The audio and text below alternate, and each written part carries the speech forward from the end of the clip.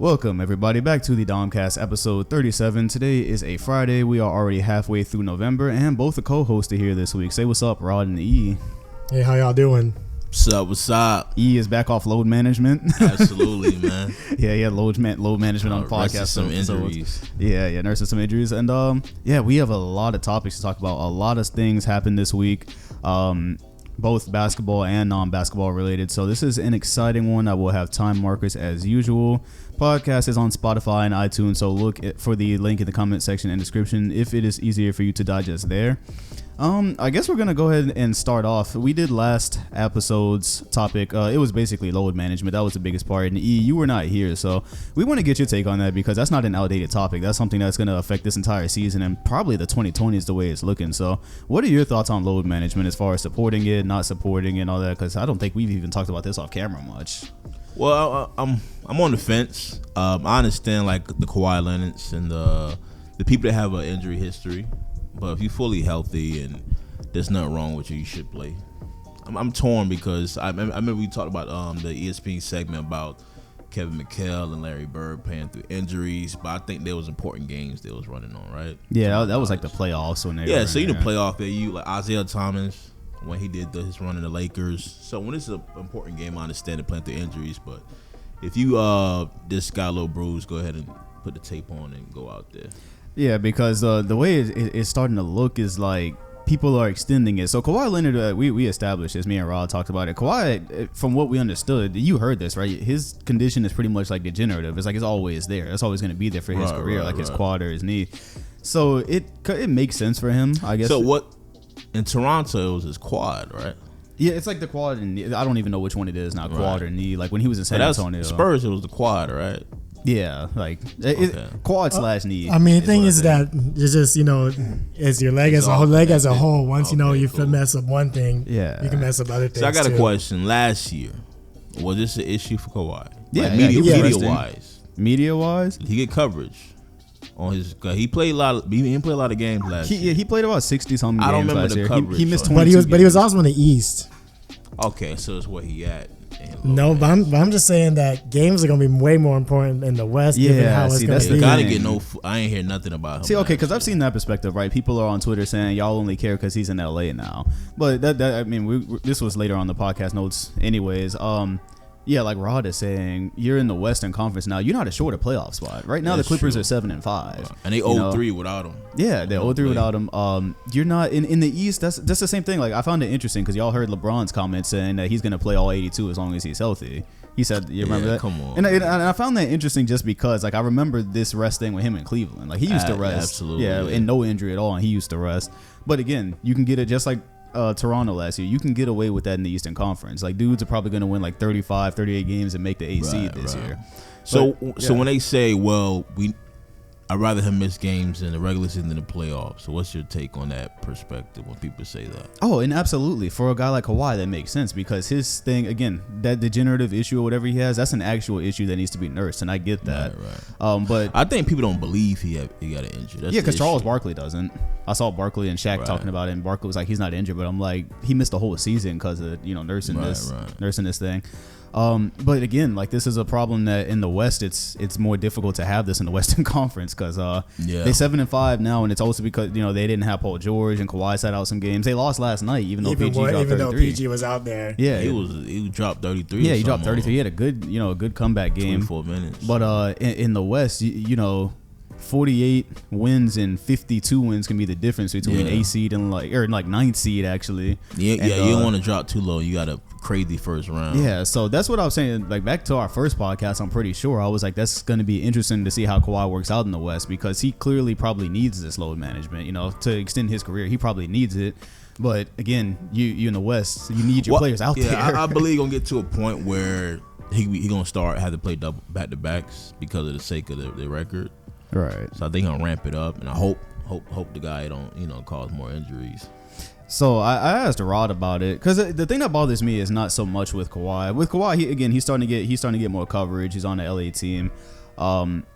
So it's becoming a little bit more of an issue. But then I saw like Westbrook sat out a game earlier this year. Westbrook has no injuries. Like he has no. Not only that, but Morant said for Memphis out the game too. I thought but somebody explained it to me. I guess that's fair because I think we've all forgotten Morant had surgery this summer. Like, Westbrook have a thumb injury? No, he was just chilling. No, he just chilling that game. I was like, yes, I get to see Morant and Westbrook tonight, and Westbrook just is not there. I'm like, you're not hurt. And then Embiid, I mean, Embiid has history, but nothing that's flared up recently. But the question that I asked Rod last week, because I asked him like, okay, well, the thing I always go back to when we talk about load management is Kobe, because Kobe looked like trash the last 3 years of his career, and I think his last year in the in 2013, that MVP season he was putting up, I'm pretty sure that kind of killed him because he was carrying them. He's playing like 40 minutes, something crazy. But the thing about that, he was actually trying to make the playoffs. Though they were trying to push for the playoffs. Exactly, and in the Western Conference again. That's a little different. When you trying to push to the playoffs, you gotta do what you gotta do. Well, and that was my question. He should arrest those trash teams. He should arrest them. Which he couldn't that year because you're in the West. Like even there was no games to rest. I'm pretty sure Magic was trash back then. He could arrest those games. No, you couldn't. There was no rest. There was no rest for the wicked there, bro. There's no rest. There's no in the West again. When you can win 48 games and end up not in the playoffs, like you can't rest any because anybody can drop a game. Like last night, you lose to the Pelicans without Ingram and Zion. Like shit happens. But the question I asked Rod is like, would you rather have these players, just go through it like they did with Kobe? Kobe played through all his injuries that he could. Like if his ankle was the size of a golf ball, he was trying to play. And because of that, we look at his career in a certain light. That's like one of the most popular things about him. And then you got a guy like Kawhi who's probably never going to taste an MVP award, or his accomplishments are going to come out a little lower probably because he doesn't play all the games that he could.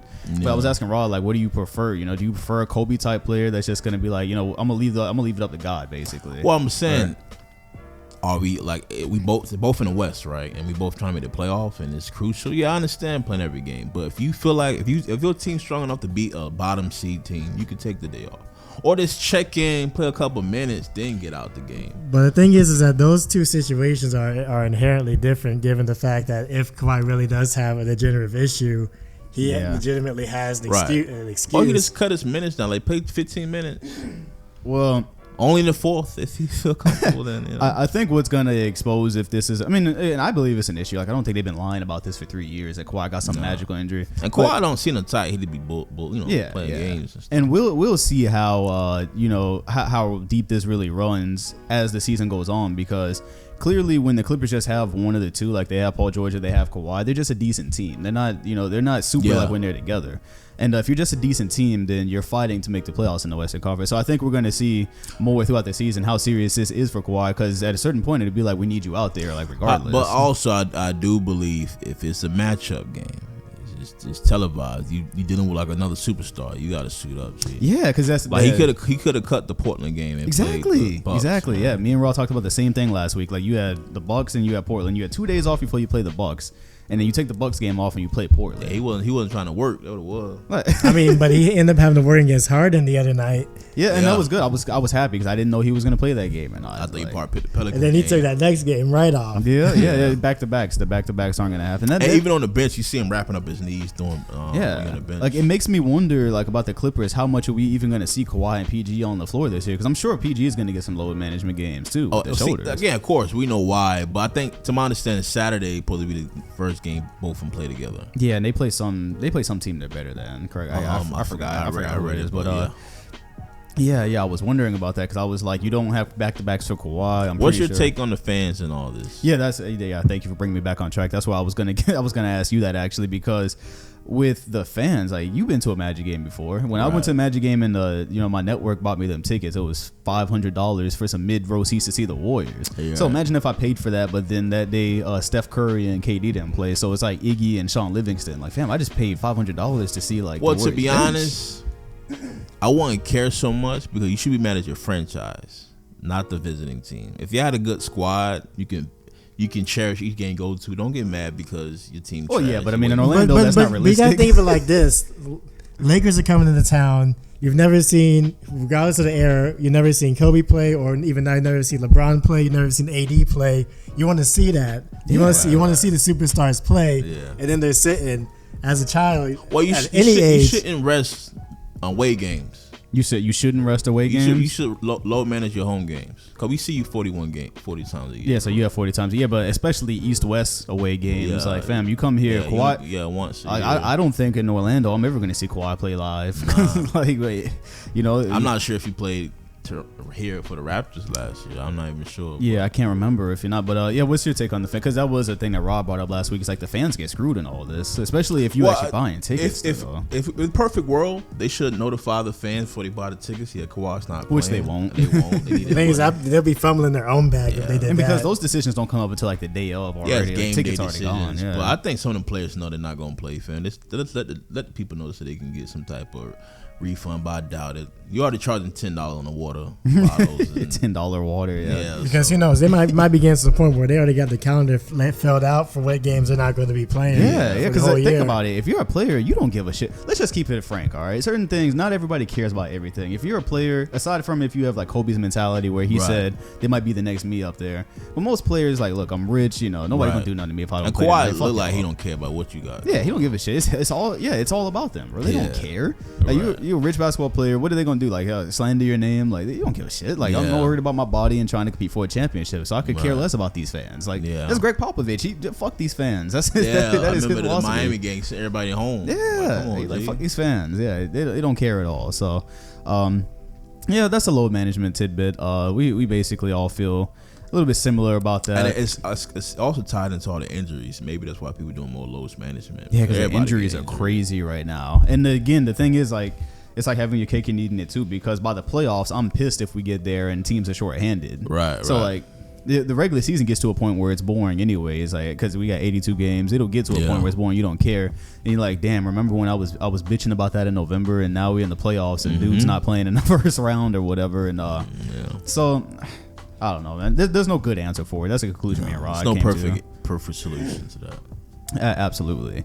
Anyways, the Clippers were at the bottom of my list, but since we're here, we might as well stay. So we've talked about I saw this was just a question I got from one of the people on Instagram. I guess he was a Houston fan, and he asked, was the Rockets game a statement game against the Clippers the other day when Harden drops 40? They beat them. Yeah, that's a statement by the Rockets. Y'all see it as? I'll go last. I don't want to influence any answers. A statement. I don't know. It's not the full Clippers. I mean, it's not the full first Clippers. It's not the full Clippers, and two, at any time any team can beat anybody. Yeah, and also this isn't like this is something that we've seen from Harden in the past. Right. We've also seen the complete opposite from Harden in the past as well. Yeah. We saw Harden drop 60 last year. We saw 30 games over 32 points, whatever it was. So this is normal James Harden. Yeah. And plus, Clippers had poor defense that game, and Harden's walking up in threes, so it's not really a statement, man. Yeah, because with the Clippers, people are already doing the prison of the moment thing, so their record is ugly. The optics of the record is ugly, but again, they're already completely ignoring. We haven't even seen the full Clippers. We've never seen the healthy roster yet. Never seen Kawhi and PG on the floor yet. Yeah. Kawhi has sat out games, and in that Rockets game, again, no PG and Landry Shamet was out of that game too. So I'm not saying no credit to the Rockets, but there's nothing to really feel great about if you're a Houston fan for winning that game. Yeah, it was close. It was a close game. Yeah, it was. They came back at the end and pulled away. And Houston looks nice right now. Houston, I believe they have one of the better records. They're like 8-3. Second in the West. So it looks good. But my thing with Houston is I believe they're kind of out talenting teams more because you always either have Westbrook or Harden on the floor. That's an advantage. That works really nice for them, even if it doesn't always make total sense when they're on the floor together. But when you get, I think with James Harden and the way he's playing, I think what you worry about more is what you worry about every year once you get to the playoffs. Does this work? Right. Especially when you're going to be playing a healthy Clippers team that's going to be trading Kawhi and Paul George and Pat Beverly on him the entire night. And when the refs aren't going to be calling those same fouls. Yeah. Another thing is, I'm not taking anything from the Rockets. That was a good win. They beat them even being shorthanded with the Eric Gordon. Did what you were supposed to, Yeah. So I want to take, but I don't think it's not. Don't generate any hot takes based off of one game. And that was my point, because I see the hot takes coming in on the Clippers now, like, I thought they were supposed to be elite. Like, fam, we haven't seen the Clippers we talked about all summer yet. They're not here yet.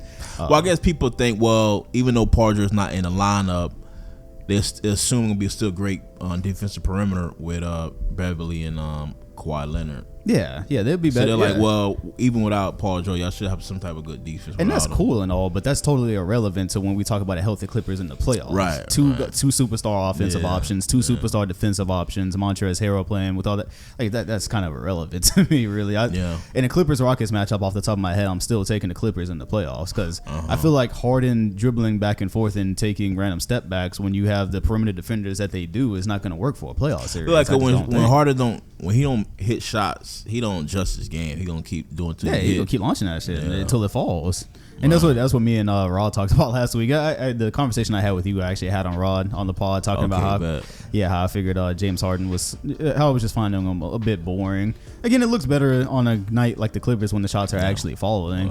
But it was just the fact that like every other possession it's just Harden, with the step backs and the side steps. Yeah. So we had that It's conversation. hard to guard that shot, but yeah, when it's not falling, I don't know what to tell you, man. Yeah, so back to the Clippers. What are y'all thoughts on Patrick Beverley, both of y'all? Because, I'll just get y'all thoughts first. Go ahead. Well, I mean, he's just out there to be an agitator. I mean, Westbrook said he don't really play defense. He's moving around a lot. Yeah, that's what I'm getting at here because all of Twitter this year has collectively come together and decided that Patrick Beverley is not useful. Westbrook came out and exacerbated that by saying he's just out there, making a lot of commotion, but he doesn't actually play defense. He's not actually effective. So I want to know what y'all think about that because that's a very interesting thing to me after all these years.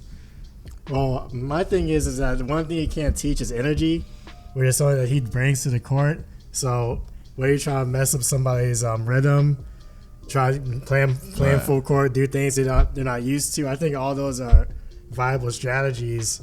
Whether or not that necessarily like impacts the box score, but I'm saying that it's all about how you're approaching your mindset. And I think that he does a good job doing some of the things that he does, and that's why he got paid for it. Well, another thing is it's Westbrook saying it, so we know why Westbrook don't like. Yeah, that was the other thing. Yeah, I was like, cause I already know the section of Twitter that's going on Patrick Beverley is going to say, see, even the guy who plays against him says it. But Westbrook doesn't have a reason to like Patrick Beverley. I mean, I'm watching some outlet, and they was saying, how scores give a loud 30. It's gonna do like a quiet 30, drop quiet. Beverly is a loud defender, so when he defend, he just do a lot of extra shenanigans. And also when he got fouled, I watched that game. When he got fouled out, it's a standing ovation when he got fouled out. When you get fouled out at a away team and they cheering for you, you did your job. You're right. You're like saying, even when he guarded Harden directly, he was 0 for 6 from the field, and he forced like a couple of turnovers. Like he was getting under Harden's skin. That's part of defense to me.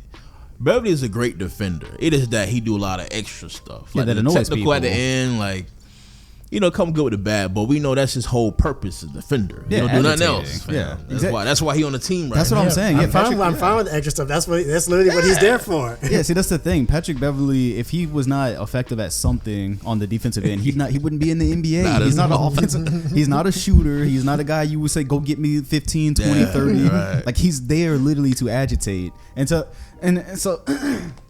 this whole thing is interesting to me now because, again, like I remember the series last year, he was getting all the credit for basically the Clippers even pulling 2 games out of the Warriors. Absolutely, getting on the KD skin. Yeah, exactly. Just the activity and to say he's not doing it. First of all, if there's an NBA player that you want to use their comments against Beverly for to validate your opinion, Westbrook ain't it, okay? Westbrook had his championship hopes dashed because Westbrook crashed into his knee in 2013. I think he had 3 surgeries after that. Yeah. That led to knee surgery. So Westbrook has a reason to be mad at Patrick Beverly. So that's not that's not a good measuring stick for that was a good take. Yeah, the reason why they went six games because of Beverly.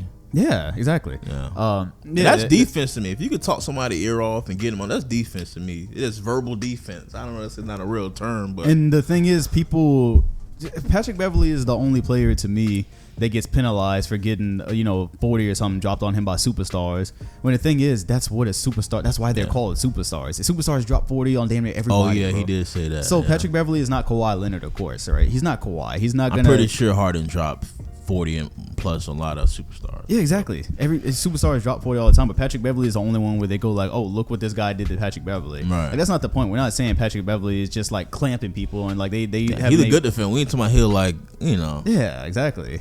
Nobody called him Peyton. Yeah, right. Called him Peyton. He's there to agitate. He's there in the first game against the Lakers. I saw him like step in front of Anthony Davis and take a charge. Those type of plays that other guys his size don't make.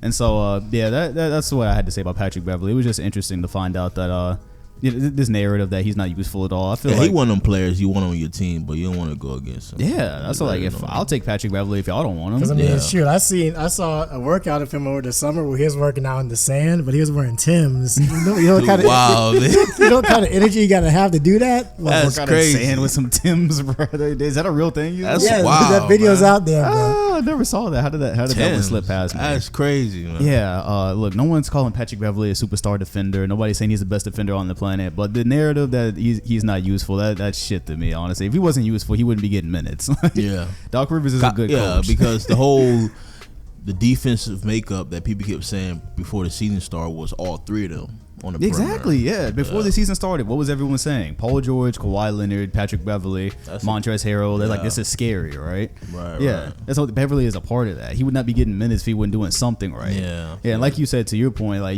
but the home crowd hates you so much. It's not just because the home crowd would love to have an Enes Cancer out there on the floor getting beat on pick and rolls and shit like that. Yeah. But they love to see Patrick Beverley get out because they realize that his activity can actually it's somewhat effective. You know what I mean? So is he a bit extra? Sure, if that's what you're trying to say. He extra now. Yeah. Patrick Beverley is definitely extra. But when he run, he like to get in front of your walkway, like like it was on accident. Yeah, man. I mean, I can get people who are annoyed by him, but again, for y'all, if y'all don't like Beverley, bro, I would take him on Boston when his contract is up. Like if that's what this is. Right.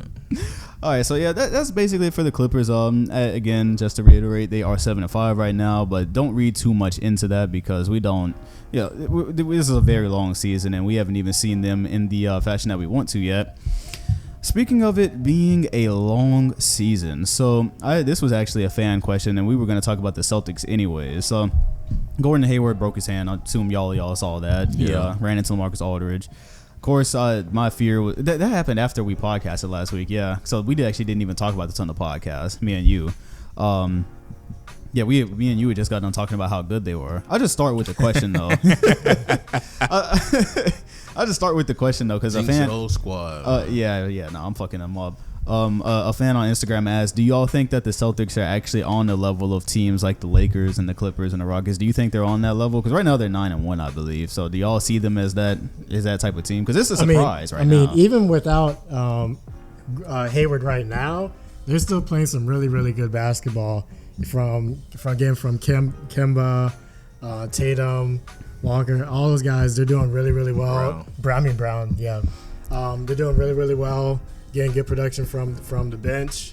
So I'm saying that once Hayward gets back and they can actually implement to where everyone's still being productive in the offense, I think they can definitely be one to definitely revive that, Lakers and the Celtics both being at the top of their respective conferences. Yeah, you know me, I don't like Boston, you know that. But I'm not high on Hayward before the season or Kemba. But after these 10, 11 games, they serious. Like Hayward actually returned back to Utah days, and Kemba doing a better job than Kyrie. So I do believe they are one of the better teams. They can, if Hayward come back doing, pick up where he left off, absolutely.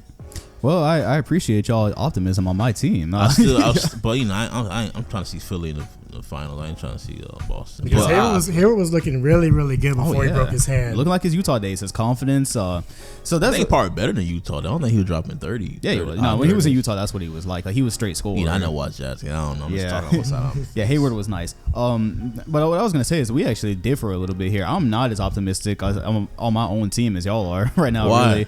Well, because through these 10 games, we really have not played that. Okay, let me preface it. We're good. We're definitely, the things I see on the floor, we're a good team. We got bodies. We got dudes are filling in. Hayward went out, and then Brown and Tatum just step up and do their thing. Right. Absolutely a good team. But before I start saying, like, oh, yeah, we serious this year, before I get my hopes up for a title, I want to see us against more good teams. Because right now we beat in Toronto. We beat the Spurs. Those are the two, like. I ain't played Philly yet.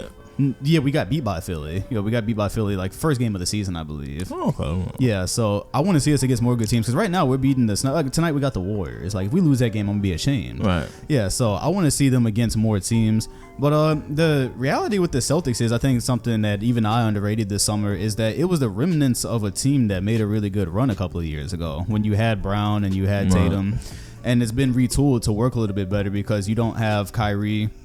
dribbling, pounding the ball. You don't have him getting mad when other people are taking shots or whatever at the end of games.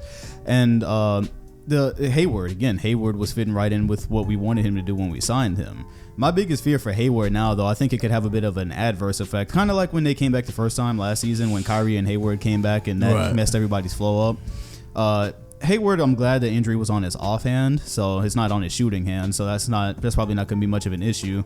But now I'm like, okay, once he comes back, again, because everyone just stepped up. Marcus Smart is shooting threes this year. Tatum, Brown got the numbers. And I'm kind of like, when Hayward comes back, I wonder, is he going to be able to find his place? That's what I'm most afraid of. I think he will, because they know who right. Gordon Hayward now. He's full form now. Last year we know he did a thing in Utah, but he didn't do nothing this last season. But this year they know what time it is. Yeah, because this year he was building in, like they were able to from the start of the season kind of grow into that. He was able to grow into this role from the start. You know what I mean? Yeah. By the time he comes back, it's going to be about Christmas. I think is when we're expecting him back. It's only about 6 weeks, and so that's my fear now. Is that hopefully his confidence isn't all messed up. Like you don't get psyched out. It's the hand. It's the hand, but like because like he's been doing rehab now for like years now when you think about it. Like you had that full year rehab with the broken leg. You come back, last year was basically rehab on the court. You get this year, you get 7 games in and you got to do more rehab now on your hands. So I just hope that don't psych him out when he get back. And okay. Yeah. I hope not. It shouldn't. Yeah. That's my fear. That's my only and fear. Brown got his money, so he should not be tripping no more. Yeah, and Smart know what time it is. And he's playing well too. I think paying Brown is actually paid off, because if we hadn't paid, I know you was well against that at the beginning. I wasn't so much against it. I was just like, I was surprised, because I was like, I tweeted out a joke before it happened, and I was like, oh, which one of y'all is about to give Brown like 100 million? Yeah, I saw that. We did it. I was like, oh, okay. But I think that paid off a little bit, because think about it, if he hadn't been paid this season, he would again be trying to prove himself, trying to get that bag. Yeah, and that, all the roles don't mesh as well. So, is that what we had with the Celtics? Yeah, that's basically what we had. Well, I guess it's part of the Celtics is Kyrie.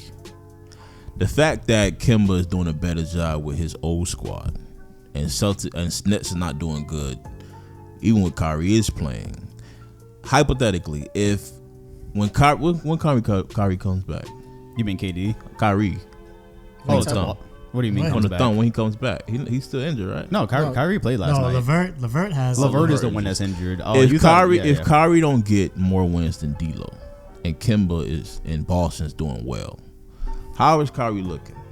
Yeah, What do you think, Rob? I'll let you start. How Kyrie looking? The question is, because like it stems from me and him had this conversation on pod. It was talking about Kyrie, hadn't accomplished anything in his career before LeBron James, really. And then now, you go to Boston, that doesn't work out. That's where this question is stemming from. Yeah, if he gets less wins than D'Lo, he's gonna be looking wild. He's gonna be looking kind of wild. If Boston, Kemba, and they doing their thing, I mean, you can already almost say that Kemba's working out better than Kyrie. Gonna look a little crazy, just based on just how you watch the offense. It flows a whole lot better. He's gonna be looking crazy though. Yeah. I'm glad you brought this up. I didn't even have this written down. So the Kyrie conversation. First of all, I still feel the same. I'm not salty that Kyrie left us. Okay. Right. I was happy. Like I said, y'all can go back during the summer podcast, and I was like, man can go do what he wants. We got Kemba. We can go our separate ways. It didn't work out. I'm just objectively observing his career right now, and this is a conversation we were having. Right. So it's like, you play in Cleveland, nothing happens until LeBron gets there.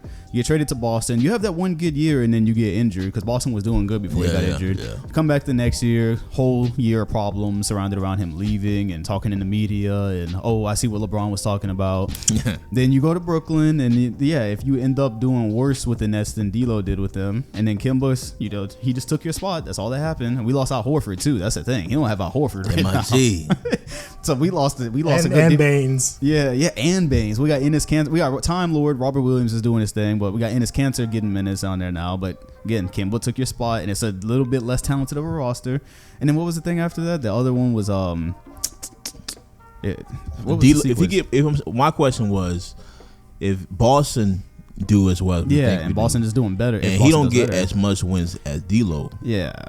Kyrie gonna look crazy. Yeah, you gonna look a little bit. It gonna look looking a little bit funny in the light. Looking because just a little bit. Because right now the Nets. I remember I had a fan in my inbox sent a message like 3 times when I did my predictions. I predicted the Nets to be 6 this year. He's like, "Oh, why are you sleeping on the Nets?" It's like, I wasn't sleeping on them. I just didn't think this was that great of a team without KD. Like, it wasn't that great of a team last year. They kind of overachieved. Besides Kyrie, who else they get?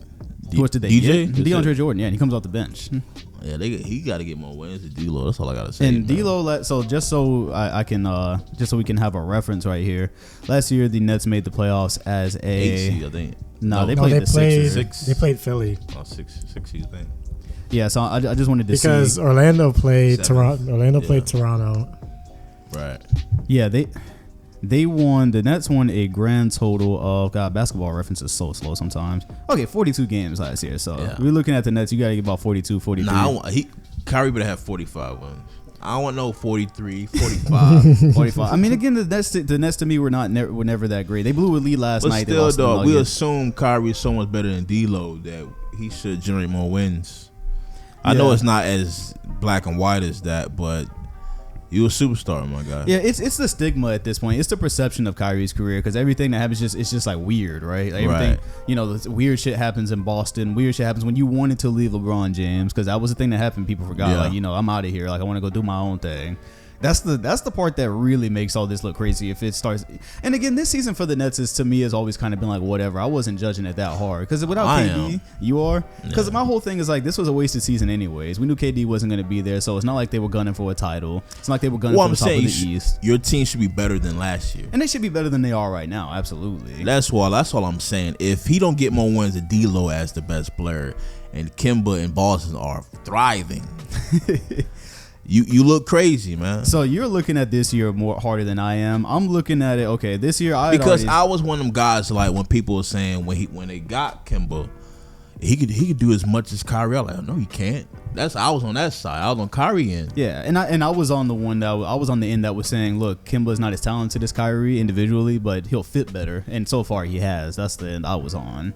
And you were just saying like he's not better, and he's just fit better so far. He don't hold the ball for as long. Sometimes his shooting percentage is not even that great this year, but it's not disrupting the team. He lets everyone else live. He lets everyone else grow how they're supposed to. Actually, he's shooting the 3-ball really well right now. Yeah, I think his 3-ball is higher than his. It's higher than his 2-point field goal percentage. Strange. Yeah, it is. I think his 2-point might be 44, but his 3-ball might be 45. Yeah. Last time I looked, his field goal percentage was 40. I'll look it up later in something the like podcast. that. Yeah, so 3-point percentage was a little bit higher.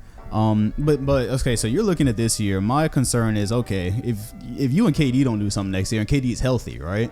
And if then you don't, then you look really crazy. Well, they're gonna be like, well, KD's come back from Achilles, so no, but that's what I'm saying. If he's healthy, to get back, and that's what I'm saying. If he's healthy, that's when he's on the hot seat to me. So I don't think he's on the hot seat this season because he'll look crazy, but still, this is kind of like this was like the wait for KD. This is like an intermission. This season's like intermission. There's not that many good people. So what do you think their goals are this season? Just to make the playoffs, build as a team without KD. See who's gonna be in rotation next year. See who's gonna stay. All right. Yeah, but I was never expecting this to be like an Eastern Conference Finals team or anything like that. Like it's just that's not what I was looking for with Kyrie and the Nets. Oh, I feel you. But I still kind of agree with him that if they do regress, that will look kind of wild. Yeah, it'll look wild just because Kyrie has set himself up for this. He set himself up for this. Right. Everything he said in his career, he set himself up for this. But again, I'm not no Kyrie hate here. Like I'm happily I'm happily married right now. Our last relationship was a dud. I'm happily married right now.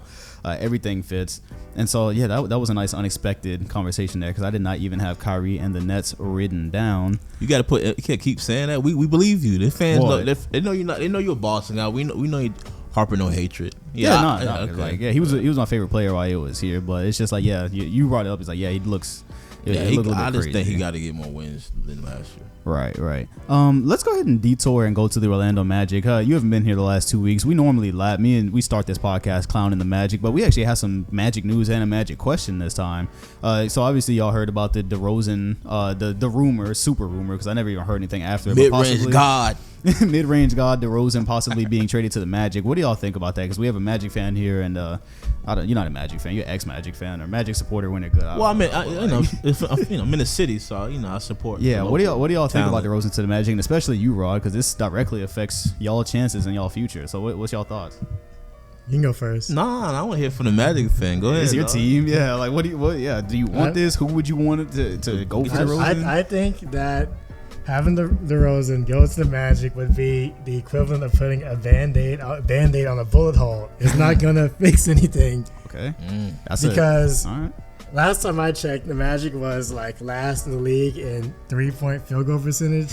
and I don't think DeRozan is going to really help with that at all. And Magic has a lot of front court dudes, so the paint's already gonna be kind of smashed up. Right, that makes for sense. mid range. I just feel like as far as star power goes, that if we needed to, if we ever gonna make moves, we need someone in the backcourt who can handle the ball, who can shoot threes. Yeah, that's exactly what my other Magic. Like I said, the one other existing Magic fan in my perimeter that I know of, I text him and asked him, and he was like, "Yeah, we need 3-point shooting, and they're gonna get us DeRozan." But yeah, it's complete opposite of that. Yeah, so like from what y'all actually need, it doesn't make a whole lot of sense. But also, so what do you think the Magic reason is? Star power. The Magic reason. That's where I was But going DeRozan with. is a star power player. Like, in terms of what, if you're Orlando, what you can hope to get. Oh, okay, I mean, like, because no one's ever gonna sign here, so right. No one's ever gonna. My take is, it feels like Ibaka situation. You're gonna trade some talent. Most likely gonna be Isaac or Aaron Gordon, and then the moment they leave, they start playing at an all-star level. And DeRozan got a player option next year. Yeah, so like, he might just slide.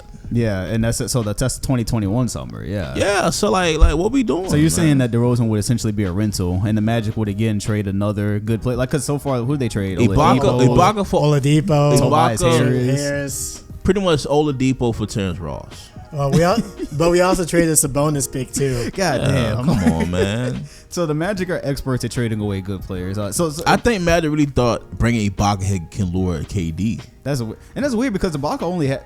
They ended up trading Ibaka, right? Yeah, for the Oladipo and for all Ross. That. Yeah, for Terrence Ross, because that's how he got to Toronto. He sent Oladipo and Sabonis to Thunder. That's crazy as fuck.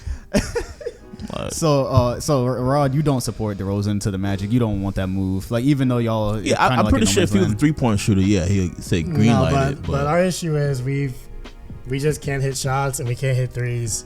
So because I don't think he's gonna help fix the offensive woes that we have. So yeah, I heard he only took 4 threes this year, DeRozan. That's it. Yeah, come on. That's kind of crazy as a shooting guard. Hey, but he. 2019. But it fits with the Spurs. You know, they're one of the last vestiges of the mid-range. I mean, and that's cool, but that's why they're 5-5 right now. And like the Spurs, you got Marco Ardo on the other side hitting mid-range, so it's like number of mid-rangers.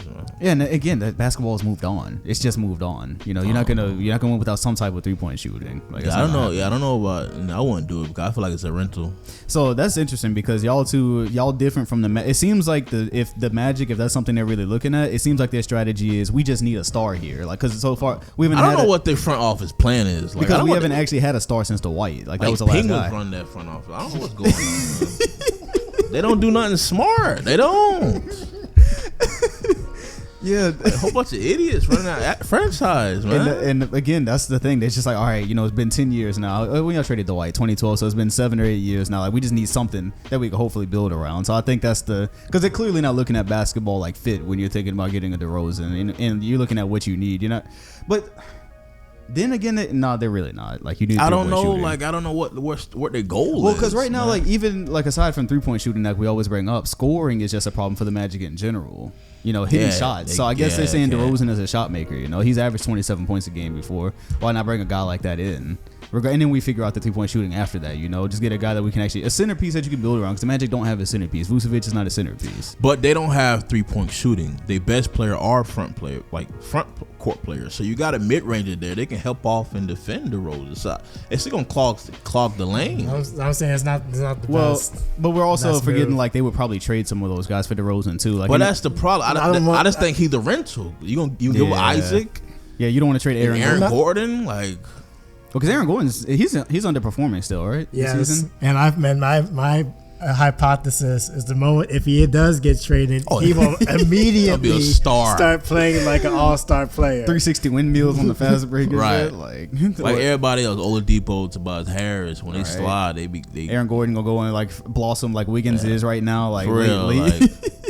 So you don't want to let him go because of that reason. And then Isaac is the only like bright spot, at least defensively. He just can't shoot, but he's a great defender. I would not trade Isaac for a rental because Isaac's actually nice. Like, I see the potential there. His defense is nice. Just let the offense come along. I think DeRozan, it's his cap. We know what DeRozan is. Yeah, you know what I mean. Exactly. And he don't play. He don't defend. He does a mid ranger. He's a scorer. I respect that. But fam, yeah. And again, I guess it's that's not 05. G. I guess it's not 2005. I guess that's just the desperation factor for the Magic of not really having a centerpiece. I think that's what it is there. They get rid of their centerpiece. Oladipo should have kept him. Well, that's the other thing. So like we're discussing that right now. Like, oh, the minute we trade Aaron Gordon, then he's going to turn into a star. But it seems like that happens quite a bit with the Magic in the last few years. They trade a guy. So, but then you start to wonder, like, is that something with the franchise then, or something? I'm with saying, the staff Penguins in the front office, man. I'm telling you, it could be player development. It could be, you could point it at a whole host of issues. I'm just saying, I don't know what they doing, bro. Yeah, man, you walk in their office meetings, nothing but cats and dogs running around. Ain't no humans out there, man. that going off on the Magic today. I live here. I support low key Orlando. When they hear like this, that every trade they do or acquisition requirement, like every time they get a player, it's wild. Yeah, because I'm never gonna forget that Ibaka. Like what was the purpose of Ibaka? You cannot rationalize the Ibaka trade. What was the purpose for that?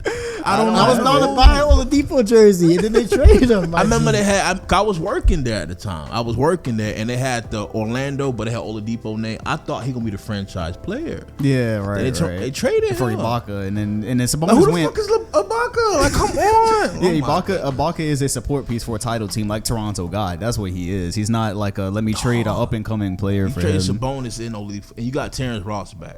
Yeah, that's crazy, bro. All right, so okay, so we'll go ahead and move on to the. Remind me to bring up your work experience with the Magic at the end of the podcast because we never actually did. That would be interesting. But Rod, you at. Oh my God! Fuck. Bill Russell popped up on the ESPN notification. I thought he died. No, he died. Okay, cool, man. I really thought he died while we were doing on it. This is Bill Russell accepts Hall of Fame ring 44 years after induction. Oh, I didn't know Bill Russell never accepted his ring. Did y'all know that? What was it? Hall of Fame ring? I don't know the story behind that. I didn't know that. Yeah. See, I saw that shit and I saw a number. I thought he croaked, bro. Oh, right on the podcast. That would have been crazy. Man, Rod, yeah, the specific question for Instagram was from you, so you don't want DeRozan, but the question was if you did have a star player that could come to the Magic and play next to Vucevic in his prime, who would you actually want? Like, who out there, would you want on this Magic team? Because Vucevic kind of, I guess, probably is your best player technically. Yeah. Given what we said earlier, we need someone. I need preferably someone in the backcourt who can shoot threes and create their own shot, because Orlando Magic players right now can't do any of those that I mentioned. So it could be anybody that fits those criteria that plays at a level could be there. Trae Young could be there. Bradley Beal could be there. I think Booker could be there. Anybody could be there. Anybody who scores can be there, bro. And y'all missed Trae Young by like one draft pick, right? Yeah. God damn. Yeah, Vuce your best player, but you draft Bomber. Yeah, see, that was another thing. Like, you talk about cats and dogs in the Magic front office, like that. I actually asked y'all that. Like, when that Bamba draft happened, I was like, wait, so y'all got Vucevic, right? He's like, yeah. I was like, so, but Mo Bamba's supposed to be like a top pick, right? Yeah, like, yeah. So I'm like, so how does this work then? Because they're both fives. So Magic drafted Mario Hezonja. He's fifth pick. Hey, probably the worst small forward in the league. Hey, I'm never gonna forget that Hezonja dunk in Summer League though. I thought he was gonna be fire. I ain't gonna lie, I was like, oh shit, Magic finally got something. But again, Magic just never. It never pans out. All right, cool. So we move off to Magic. They're not important enough to take up 20 minutes of the podcast. But we had some questions and we had a news thing with them, so that was interesting. Let's go ahead and yeah, we'll say that for the end. Let's go ahead and move on to Portland, because a lot of interesting stuff happened in Portland this week. So Lillard dropped 60 and an L. That was against Kyrie and the Nets. Crazy, man. Yeah, 60 points and a loss. I think there's only like a handful of players that even happens to. Kimba. That's ever happened to. Yeah, Kimba. Like, so that tells you the type of situation you're in when you know, in that type of list. And I'll talk about, so that loss happened. They're off to a slow start. Their record is 5-4 right now. Yeah. And then they signed out of nowhere last night Carmelo Anthony. Melo is back in the NBA. Holy shit! I thought he was done. Like, this is crazy. What do y'all? King of the long mid range. Yeah. What was y'all reaction when Carmelo Anthony, y'all got that notification? Like, he signed. That wasn't nowhere. I mean, the fact that it was the Trailblazers doesn't surprise me, because they're in full on desperation mode because of all their injuries. Yeah, exactly. I think Gasol has like a foot injury. They whole front court going. Homie still has that broken leg that he's nursing back. Nurkic, yeah. Nurkic, Collins had shoulder surgery. So they've been reduced to like Whiteside in the front court, basically. I think he was in and out. He had injuries too. So they need anything they can get, and obviously Carmelo's been like, I'm here, so like. Right. So I'm glad he's back in the league. Again, as a fan of Melo, of course I'm happy in the league, and also from the Joe Budden podcast. Bullard said he tried to get Melo come to Portland, even for OKC. Yeah, because this has happened for a while. Like they've been talking about Melo for a while. So. But the problem is, I think this is a worse situation than the Rockets. Like, you think so? Yeah, you got two backcourt that they have the ball in their hand the whole game. Well, okay, but check it out though. I actually think from an offensive standpoint, because there's no defense coming from Melo. Like that's the reason OKC got no defense ate up. coming from the whole backcourt. Yeah. So the defense is not why they signed Melo, obviously. But I think like when he signed with the Rockets, okay, you got Chris Paul, who was still pretty good back then. You had James Harden, and you got like all these other weapons on the court, right? Mm-hmm. And with the Blazers, they got guys averaging double digits, but you need more, especially from that 4 spot. Like there's a. So go have Melo playing the 4, like the 4. 3, 4. They need front court. Yeah, they need front court players. Crazy. So my thing is, when he was at Houston, it was kind of like a tag along, and when you get a shot, you get a shot. Portland actively needs somebody hitting something right now. You know what I mean? That's how I think it's a little bit different than Houston. It's not just like, okay, when the ball comes to you. Right. Okay, I got it. Yeah, they really they need him. If you really a bucket like your Instagram video say you are, like we need you to come in and we need you to come in and provide. I don't know if you saw, but the contract is non-guaranteed, so 2 weeks. So from now, he could be like. Hope it be like a Dwight Howard, like no guarantee, but that'd be the best story. That would be the best story if Melo came back and actually, if he was even putting up 15 to 20 or something like that, that'd probably be the fact that Dwight and Melo come back to be some type of that'd be just beautiful. Man. I was convinced actually that Melo would nobody was talking about Melo before this happened. This is the last stop though. Oh yeah, if he's not on this team in 2 weeks, that's like just go ahead and retire and go back to your homeboy with the open gym, be shooting up shots, and where will he be at? So okay, but on that, so what do y'all? Because I got that question 100 times. What are y'all expecting from Melo in Portland? Okay, expecting or what we probably will see? No, not what you. Yeah. Okay, either one. Take it however you want. Yeah. I don't know how many minutes he's gonna be playing, but a lot probably. They need him. But like I was thinking, like in the 14, 17, 17 feel like he actually he plays good, but like I'm thinking he's definitely gonna be in double. He's gonna be averaging over 10 definitely. Yeah, 18 is wishful thinking. Yeah, I think 15 round at. Are you talking about the points? Yeah, I don't see him dropping close to 20. He might have one game here and drop it 20. Well, yeah, that's what I would say. I was saying like in a dreamlike comeback, maybe. Yeah. But yeah, I mean probably not. Yeah, again, like offensively, they do need front court help, so I think he can help in that factor. But I don't see how they gonna generate a lot of wins like that. But. Yeah, like you said, I know they need a break, man. I heard Lillard going through it. Like he needs some help. CJ McCollum, they need another scorer. I mean, but the thing is that they have to start winning these games that they can't afford to lose. Like they lost to Golden State. Yeah, how you lose to Golden State? Wow. In 2019. So that's the one he dropped 36 on Pascal. Yeah, Pascal. Wow. So I've heard two different. So there's some games you can't just allow on your loss record. So they need to start winning some of those. Yeah, and they say with Portland and all these games they're losing, like they're in them. So it's not like they out here getting waxed. Like the close games. Yeah, they're in these games. So they're just not winning them yet. But again, in the West, like that's cute. But like, you're not in the playoffs if that happens. Like past a certain point, you know what I mean? Yeah, I don't know who they starting 5 is. To be honest. Yeah, it's like because some of the injuries have jumbled it so much. Well, like 3 of the players left: Harkless, Aminu, and Miles, Leonard? That's Miles crazy. Leonard? I didn't realize that those were like pretty crucial pieces to them in the conference, being a conference finals team. Yeah. Everyone always leaves. See, that's the so we can go ahead and move to that a little bit because that's what I had written down here was Lillard trapped in Portland. You just reminded me that like 3 important pieces to the team last year slid. Yeah, that's not the first time that's happened. Back in 2014 when they had LaMarcus Aldridge and all them, the whole squad just slid. Batum. And so like I wonder about Lillard then because it's like why sign your life away to this situation where A, your team is never good enough, and B, anything that builds leaves. Like why? Well, we talked about it yesterday. Yeah, it was $90 million. You can't just just slide on that. And that's cool, but plenty of superstars have. The Supermax did not entice AD. It doesn't entice all the when Giannis thing comes up and he hasn't won a ring yet. I'm pretty sure 220 is not going to be the difference between him. Like 90 million is not going to be the difference between him staying in Milwaukee and losing every year and then going somewhere where he can win a championship. I feel you. And it's not even just like in Milwaukee at least they've gotten him somewhere where he can compete. But if you Lillard, okay, you made the conference finals last year, cool. That was like the first time that's happened. That's about the farthest they made it. But we always know Portland's never good enough. They're never good enough. Right. Yeah, you never believe every in this year. team. I don't think they're gonna be doing it, but they always end up. Facts. Like Charles Barkley called them a contending team last year. I was like, and again, technically they made the Western Conference Finals. Again, it was a 7-game series with the Nuggets, so it could have went either way. Right. But then they got swept by a KD-less Warriors team. Like blowing leads and stuff. Yeah, and so it's just like I wonder why you sign your life away. Again, even though I said the 90 million, I think it's more important. I think he just want to be one of those one franchise players. Why? I don't know, man. In this era, that doesn't make. Does that make sense to y'all? I'm saying that's something maybe competitors only can understand. I don't know what's going through his head right now. I want to be with Portland. But I mean, like for y'all though, is that something y'all still care about or respect? As the one franchise guy? I'm killing. I got 8 jerseys before I retire. I don't give a damn. Depends on the situation. Like the franchise, you put work in, but the franchise hasn't put work into the team. That's what I'm saying. If the team is looking scrubbish, hey, I'd rather be Horry than Barkley. Oh, you would? Yeah. Oh, that's interesting. Me personally. Well, I'm not an athlete. Bill Simmons said that too. He was like, I'd rather have the rings and move around and enjoy all this instead of like being the superstar that never wins every year. I don't want to be known for not having a championship, man. Yeah, which when you're a superstar like that and you don't have one, that's what you become known for. Yeah, like I don't want to be that. Yeah. Yeah, but also if you are that superstar, you made way more money than what we did bouncing around. Hey, man, but hey. Somebody said champagne tastes nice.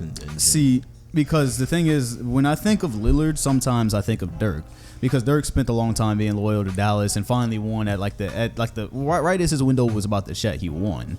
But my thing is, Dallas always had a team. A lot of the time, had a team that was contending or competing every year. You know what I mean? Yeah, I mean Dallas had opportunities.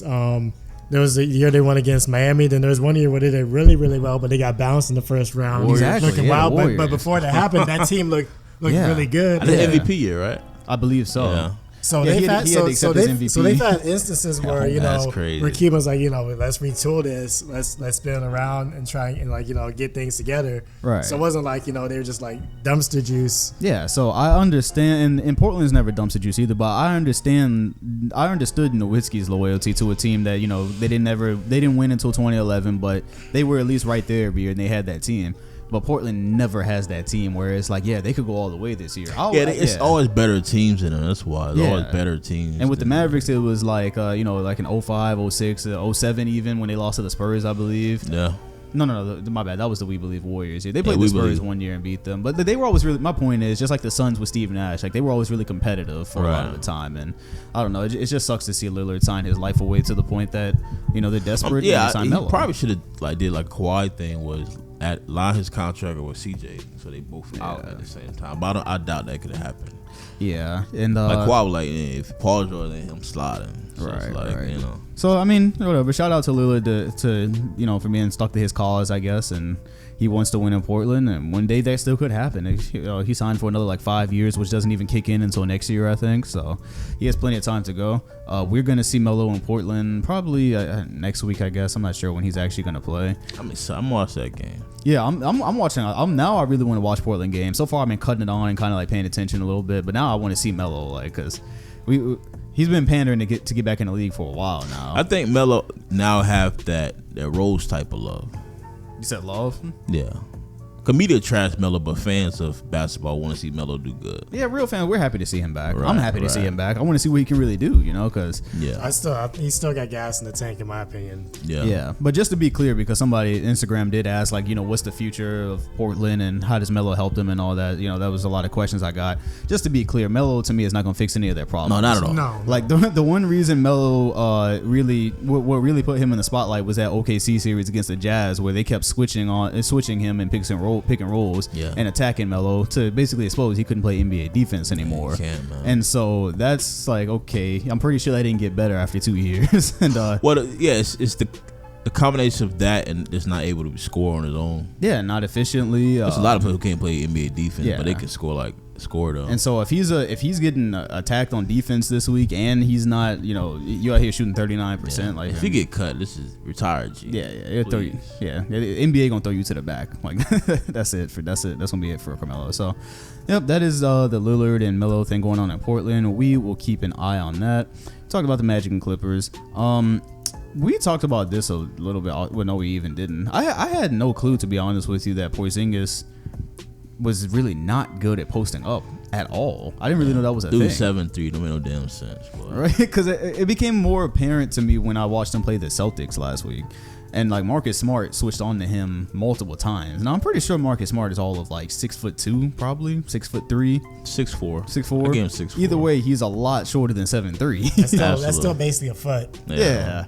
So you have a whole foot on him, and I saw Porzingis. He don't attack at all. It's not even like he just don't attack at all off the on low post. Is that something y'all have peeped at before? Well, I've been told like he posted like he's 6'3". Like he posts up like he's 6. He don't play like he's 7'3". That's crazy. So that's the issue. He played like he's like undersized or something. Right. But you can't be that tall. You can't, because that's should be easy money right there. Yeah, because I know he's coming back from his knee injury, but you come on, posting up someone that's what you do. I'm pretty sure he had a reputation before he even left the Knicks. Yeah, that's what I'm saying. Like this is something. Apparently, this is a reputation that he's had. I honestly wasn't really that aware. I know he was skinny, but I know he gained some weight. But fam, you gotta post up guards, like, G. The crazy thing is, because we remember how good Porzingis was when he was with the Knicks. That was what all the hoopla was about when he came to the Mavericks. Right. But it's like, so you just assume when you see a player that tall, like, yeah, like all of his damage has basically come from playing like a guard damn near. You know what I mean? Like the handles, the shot and all that.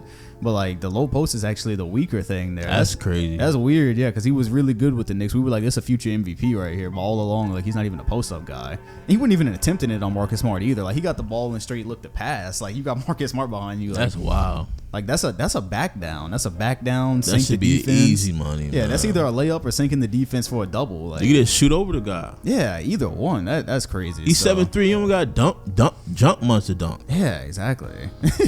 That's strange. That is strange. So the Mavericks, they've lost to the Knicks twice now. They lost his return to New York last night. They lost to the Knicks like a week ago, I think, when Rod was doing here. fadeaways underneath the basket, man. Who? Come on. Porzingis. You said what? Doing fadeaways underneath the basket. Come on, man. That's ridiculous. Yeah, Mavericks are 7-5 right now, struggling a little bit because Porzingis just hasn't been as good as we know he can be.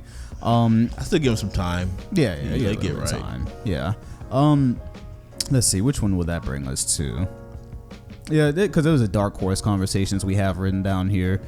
We could talk about the MVP ladder because I'm surprised about who's on it and who's not on it. The reason is I see the dark horse I have written down here, and we were talking about Luka being a dark horse for MVP at the start of the season, yet he is actually not on the MVP ladder right now. How many people they got up? 5? 5, yeah. 5, okay. Yeah, so I want to see if y'all agree with this because I actually got this notification while I was in the car on the way here. The MVP ladder right now is from NBA.com is 1 Giannis, 2 LeBron, 3 Harden, 4 Kemba Walker, and 5 Pascal Siakam. What do y'all think about that?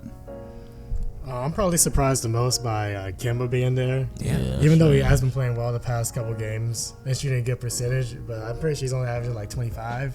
I mean, granted, Celtics do have the best record in the NBA. So record does speak to your final MVP rankings as it goes. So he's getting the best record on the best team treatment right now. But that's what Gordon had. Hayward had some good games. Well, he was the best player on the court. So I don't understand why he. Well, but Kemba has like the highest scoring average on there right now. He's like Kemba is the best player on the Celtics. That's the narrative they running with. Best player on the best. Well, because you know that is the definition MVP most of the years. It's like best player, best team. So not even. I'm surprised Kemba. That gives you the boost when the MVP conversation happens. It gives you the boost to be the best player on the best team. You're always kind of the front runner at that point. He's not front running right now because you can't front run over Giannis and LeBron and Harden. But if you came with Walker, but that is a surprise to me. Yeah, and what did you think about the ladder? Fifth person? 5th is Siakam, like I told you yesterday. That's wild. That's not wild. No, it's not. I'm wild that he's already in that. Having those type of discussions. Yeah, that come up, right? They're saying They're saying win. that he might win and most improved again. Yeah, because he jumped again. I'm not even sure if that can happen. Curry didn't get it. He ain't getting it. Yeah, I mean, you're kind of right.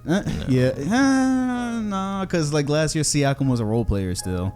And this year, like from role player to MVP is quite a fucking jump. Okay, you're right. It's not even like all-star to MVP. It's literally a role player, like good player to MVP jump. That's... Okay. Yeah, that's a little bit different than he was a role player last year. Yeah, like he was a role player in terms of like, okay, this guy has star potential. Because think of it last year, you thought Toronto, you thought of Leonard and you thought of Lowry. I did. Yeah, But whatever. I mean, most people. And we looked at Siakam and was like, yo, that's potential. This kid is going to be good. Okay. But he was playing like, he wasn't a star. He wasn't an all-star. So he got the Kawhi Leonard come up. Yeah. He has, Okay. Kawhi, exactly what I said. Kawhi Leonard come up. And it's beautiful to watch because Toronto is still, they're second right now in the Eastern Conference. Yeah. They're still competing. Like, I would put Kawhi Leonard over Kimba. I don't know. Kimba just threw me off the car. wait, in the MVP ladder? Yeah. Kawhi ain't played enough. He like, what? I'm not Kawhi, but Siakam. Oh, you put Siakam over Walker? Yeah, I'm just getting yeah. Yeah, I mean, I guess you could see Siakam Because is carrying more of a load probably. He do got crazy numbers, man. Yeah, Exactly. He's 30 easy. Yeah, wouldn't that be crazy if I'm not really expecting it. But I still think Giannis might just repeat, dog. Yeah, Giannis, Harden, LeBron. So those are the three front runners. Yeah, Giannis, especially now that Chris Middleton is injured, like everybody else. And his numbers still crazy. Yeah, like you know what's crazy? Like how we talk about how Westbrook desensitized us to like crazy numbers. Because I feel the same way with Giannis every night. Because I might see 34 points and 19 rebounds, and be like, oh yeah, he did that again. You know what I mean? Like this is some kind of like 60 stat line. I'm just like, yeah, he did it again. It'd be like 34, 16, 5 assists, like 2 blocks. Yeah, some monster shit. And I'm just like, yeah, that's just Giannis. Like that's just what he does. Like I'm not really surprised when I watch him play. His Euro dunks and sidesteps. Through the they traffic. still know how to get around that Euro step. Crazy. Yeah, and but my issue and my worry with the Bucks again is, this is typical Giannis. I haven't really seen like the improvement that's. I mean, it's hard to improve when you're as good as he's shooting threes. At least he's taking a shot. Yeah, at least he takes them, right? Because Ben Simmons still not taking threes. And I saw the video where he missed the free throw, and he ripped his jersey, kicked the hole in the ball. Oh, that's why he kicked it. Yeah, I mean, he airballed the free throw, man. He's been having a tendency to airball free throw every now and then. He was trying to switch it, man. Go for the backboard or something, dude. Yeah, I feel like it kind of be hard, like on a free throw. I know hit the backboard, but he be trying to like. He's falling short. Yeah, man. I mean, but this is stupid as fuck. Look at Giannis' numbers right now: 30.5 points a game, 15 rebounds a game, 6.5 assists a game, 1.5 steals, 1.5 blocks, 58% field goal percentage. Bro, that's stupid. That's literally a video game, right? That looked like somebody turned on the sliders. Like nobody, because the reason I bring this up is because you keep talking about how like you don't know if he's going to be able, just because of the way people vote, if they're going to be able to vote Giannis again back to back. It's hard to get back to back. I think. I honestly just thought that back to back trend was over. But if the Bucks win, because Steph went back to back not that long ago. Yeah, but every other team had a. Well, you're right. The thing, if their record's good enough, I see them getting it again. Yeah, because those especially those numbers stay similar because not only is showing that he's scoring, he's rebounding, assists, and and steals and blocks. I mean, like this says he's doing everything on the court. Like there's nothing on the court. That he doesn't touch. The only thing that's still not great. I didn't take into everybody else got a crime partner. He don't got one. Yeah, because even with Harden being third on the list, he still has Westbrook hooping right now. AD still there. Yeah, AD and LeBron. So the interview came out where it showed LeBron said to AD like, "This is your shit this year." Only person that got a number 2, like a legitimate number 2, is probably Kimba. It's hard to tell who's his number 2. Because that's just like a good team, a well-rounded team. So Giannis, especially with Middleton out for another month, he has a real chance to boost his case right now. And I don't think Siakam can sustain those numbers the whole year. I know Giannis can. I believe Siakam can, bro. Siakam is that people are hurt on Toronto, so he has. Yeah, so he got. I think more Siakam, touches. Yeah, I think Siakam is here to stay. You think he can sustain those numbers? Yes, because like this is first of all, again, like I was telling y'all this last year in the finals. I was like, this looks like a Kawhi come up. He's really good right now. I'm like, if a Kawhi leaves, I think he's going to get even better. I think they're going to give him all the touches now. That's what's happened. That's exactly what's happened. I don't think this is just going to magically stop. Crazy, I think Siakam is really that good. Kawhi who? Yeah, see, that would be crazy, right? If Toronto still end up in the finals this year, like if they go, that'd be that's stupid. what I want to throw in there. Which I don't think is what's gonna your happen. take on people that use narratives to say, well, look at the team after you left, they did good without you? They like to make that argument with players that like after they lead a team, they're not playing with the team. These teams have a good record. Well, I mean, you mean like how Golden State are like, Golden State's better without KD, and then they didn't have KD. In the finals, they bring that up. They bring the 2 years with Pippen without Jordan. They bring up Kawhi Leonard sitting for 22 games with Toronto. Right. Every situation is different because again, like you went back all the way back to Jordan. and Pippen, and they don't mention what else was different about that team the very next year. It wasn't just MJ left the Bulls. It was MJ left the Bulls and like changed a couple of pieces around. It wasn't the exact same team. Right. LeBron leaves Miami. Nobody mentions all the changes that happened there, and then Chris Bosh getting the blood clots and things like that. Like, I think a lot of the times people just look at that as a really black and white situation. Like, for example, Kawhi last year, the fact was 17-5 without. Did that diminish Kawhi contributions? No, absolutely not, because anybody who watched the playoffs last year, who watched that run, knows that they wouldn't have won without Kawhi. Okay, I feel you. Especially because, again, I think a lot of it has to do with Siakam's development as well. Siakam was like 10 years from now, they're not gonna mention Siakam was just a role player the previous year. Yeah, right. Because eventually people are gonna be like, oh yeah, Kawhi has Siakam, and they're gonna see the name like, well, he has Siakam. Yeah, for Siakam, that's not okay. We're going to establish that right now. 2020 Siakam is not 2019 Siakam. It's two different. He was good. Two different things though.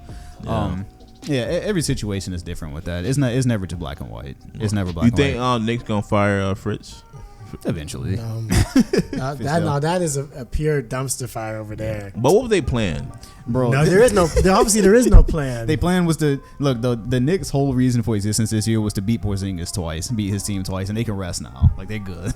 But he came out. This wasn't our expectation. What were your expectations? An impromptu post press conference just to throw him under the bus. Yeah, see, look, this was my thing. Again, we've been talking about this for a while. I had many tweets about it. I said with the Knicks, like, it's really weird when a team that you don't expect to be in the playoffs or contend for anything signs a bunch of useful players and puts them all together in a conglomerate.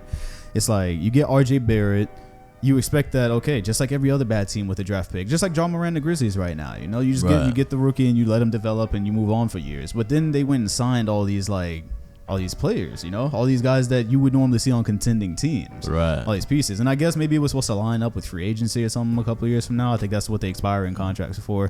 I don't know, but bro, it's Knicks is always a dumpster fire. We talked about it. They've had two good squads they rolled out since 1999. That's crazy. That's brutal, because 1999, literally since 1999 you've had the Carmelo era Knicks, which only about two of those teams were really good. So that was about That's it. Crazy. Throughout the whole 2000s, the Knicks were never relevant. That's worse than the Magic. Yeah, they weren't relevant. Only team that got it worse is Hornets, probably. Yeah. So and it's weird because the Knicks are like the mecca of basketball. When you think of NBA basketball, you think of Knicks and Lakers. Brooklyn got that now. Yeah. Yeah, and then KD and Kyrie. They took all Spike Lee gonna be making some going across the bridge, man. Yeah, like James Dolan and all that good shit. Yeah, the Knicks are a crazy situation. Yeah, we still have a few more. Y'all heard about the Dion Waiters situation? What happened after that happened after the podcast? Dion Waiters and his gummies and the edibles. Not sure what he was trying to accomplish there. But like I said, I try edibles, and you can't be on a plane on edibles. Edibles at altitude just don't sound right. Well, I'll clarify. I've never tried edibles, but I assumed if you did. It feels like your face feel like you're getting massaged by caterpillars. And it's a good feeling, but you can't be in 3,000 miles in the air, man. You freaking out. Is it like that? Have y'all seen 21 Jump Street? Yeah, I see it, but I probably can't recall. That situation where you seen that movie? Yeah. Remember the scene where they were tripping? Dude's head turned into like an ice cream cone or something like that. It's like seeing a cut scene from Dr. Strange when he made the Ancient One. Yeah, you're on a plane too. But that's my point, because he was on a plane too. Like, you're on a plane. What was the goal? What was the goal? I just think I don't know, man. I just think there's a whole bunch of things wrong with that situation. One, he was on a plane. Right. Two, he got from somebody else. And three, he didn't know what the dosage of how potent the edible was. He ain't getting no minutes. Might as well get high. So it's that's what I was gonna say. He suspended 10 games. I know Miami was happy to have a reason to suspend him. He'd already had his minutes taken by rookies, so he wasn't gonna get any play either. So the weed is not as severe. You don't get suspended. They don't pop you 25 games for weed. I don't think. I don't remember the last time someone got suspended. They specifically mentioned weed. Just for that, he got 10 games, and that was from the team too. That wasn't even an NBA suspension. That was a Miami. Yeah, they party killer, man. Go do your thing, man. They don't want waiters, bro. Waiters don't fit into anything that's going on in Miami. But he has no trade value. Yeah, so he just there. Yeah, that's why he just collecting a check. Yeah. Granted, he ain't getting paid over those 2 I respect him for not snitching on who gave it to him. That's a lot. Yeah, he didn't say shit. He was like, I don't know, man. He was like Misa from Death Note. He was like, nah. So yeah, that's Dion Waiters' situation. Andrew Wiggins is on the come up. I'm the only Wiggins believer on the podcast. Sure is. Right? Only one. Y'all don't. Neither one of y'all believe in Wiggins. Nope. 20 games. Y'all need 20 games for that. Bro, box fade Wiggins is fire, bro. He's Whatever, man. he's hitting his potential, all right? You know, success is not a straight line. He was going up to start his career. He got paid. He went down, and then he heard people clowning him all summer because like this. I All feel summer like, we've been clowning him for years. well, but I feel like this is the summer that we really looked at it and said, "Damn!" Like because you know that money kicked in where it's like he getting paid huge and he's supposed to be a star next to Cat. That's why I look crazier because you got Cat there and he's doing becoming one of the best centers in the league and he's getting paid like the secondary star. So I feel like this was the season that we were really looking at Wiggins. Like you got to have something to show for it. Well, I understand that, but the fact that he been the same for so long, I got to see more games. I'm with Rod. I mean, that's fair. Like I said, I need to see more games from the Celtics. I respect what he's too. doing with the foundation, donating $22, 22 points. You always bring up the foundation when you talk about Wiggins. Like, what's he gonna do with the contract? I will put it to good use. I'm saying he hooping right now. I'm saying, like, give me more games.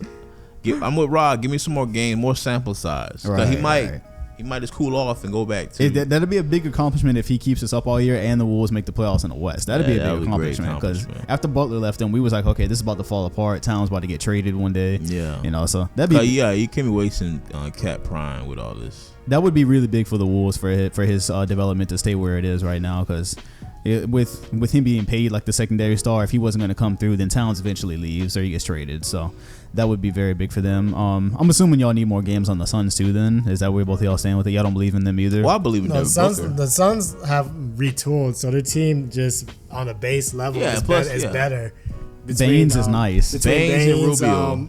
Oubre Jr. I like Rubio. It helps them to have a real point guard. So it helps that they actually have a collection of pieces together, and Booker's obviously playing at a high level. Yeah. It's a little bit different because as a team, the team as a whole got better versus when Booker was just kind of shooting lights off by himself. All he had next was like the Dragon. Right. Correct. So he's playing better without Ayton, so that's great. So y'all are Baines believers, like y'all don't this because he's right now putting up career highs everywhere, like 15 points. I don't watch Sun games. No, like I think on all stats are higher. Points, field goal percentage, all that. Yeah. He's like making us like. What's this? How much he average? How much like before or now? Right now. Right now, Baines is averaging. I know 15 points off the top of my head, but that's been a few days, so I would definitely look that up. He's a starting center.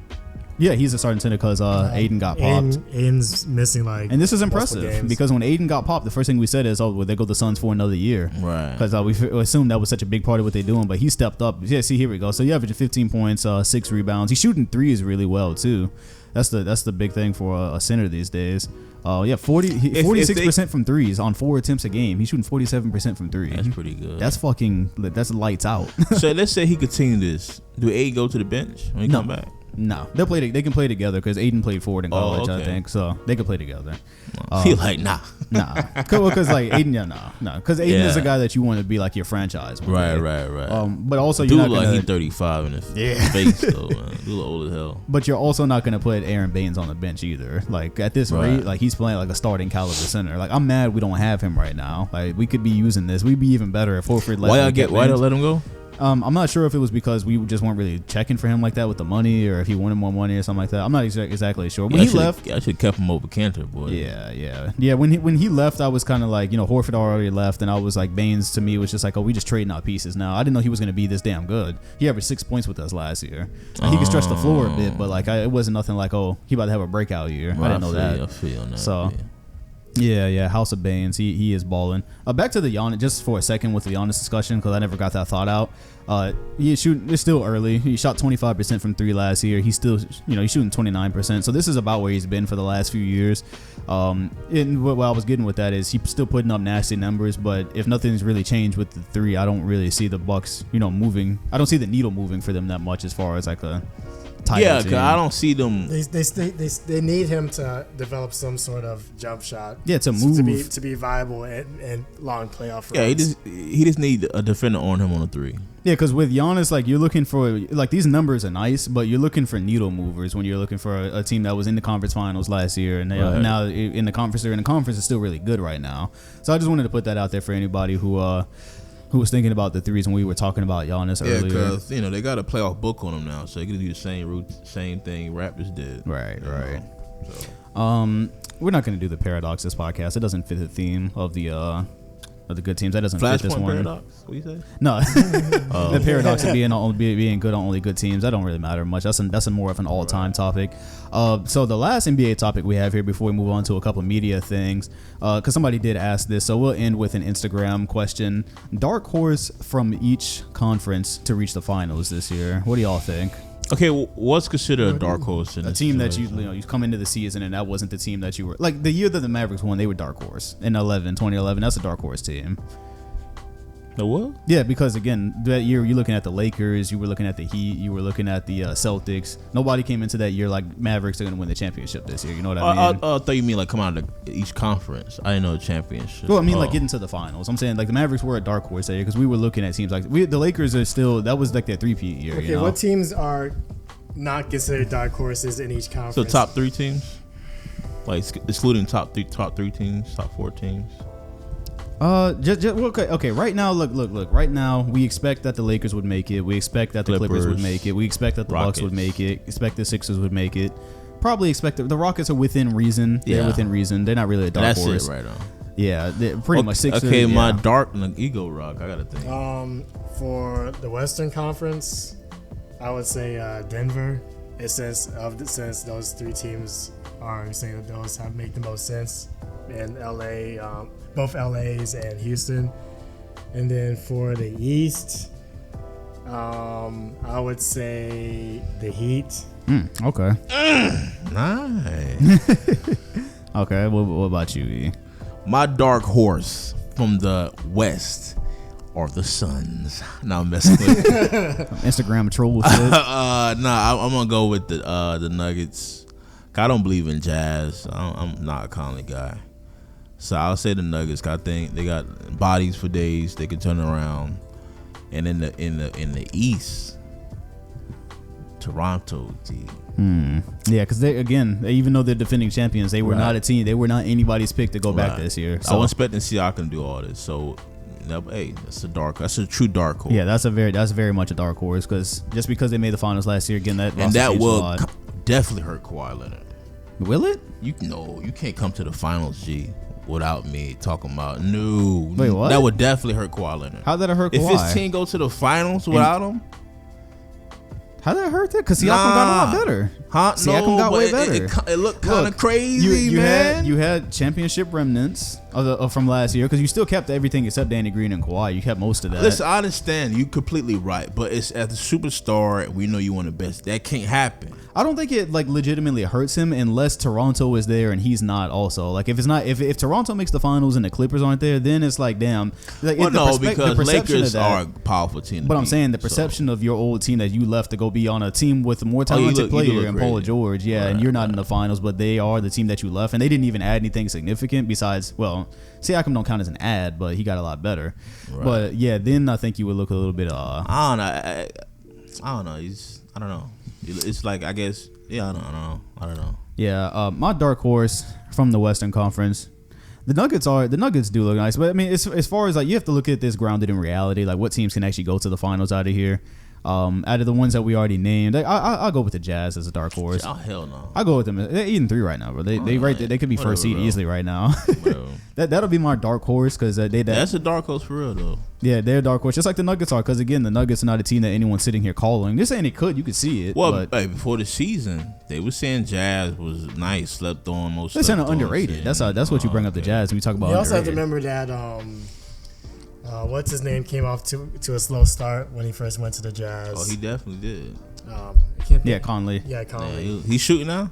You know, I actually hadn't been looking up at his box score, man. Like I catch Jazz games a little bit here and there, but I hadn't been here. Like normally you see Conley like trending on Twitter when shit going bad, so like I ain't seen him trending in a minute. I feel you on that. But I could see them as a dark horse. And then my dark horse for the Heat for the East would definitely be the Heat. Heat is a nice pick though. Yeah, they're because again with the Heat, we were questioning why Jimmy Butler even went there in the first place, and then if they make the finals, that's 110% a dark horse. Yeah. With some rookies that and still. still, I don't see the Heat, taking out a team. Like when it's all said and done and everyone's healthy, like it's still they'd be hard to be Giannis. Yeah, it'll still be hard to be Giannis in there. I don't think at this point a 9-1 Celtics team would be considered a dark horse. They're more we all knew they were one of the better teams in the East. Like we didn't know that during the summer. Definitely, we thought they were more average during the summer. But like coming into how they played this season, they showed like they got bodies, they got defense. Well, I think Gordon Hayward was the X factor. We didn't know what to expect from him. Right. Yeah, I wouldn't call them a dark horse. Not at all. Even though I still need to see more from them, just because I'm not gonna let a 9-1 start against mostly fringe teams get my hopes up for a title. That's all I'm saying about the Celtics. But we look nice. We look better than I thought we would. I say that.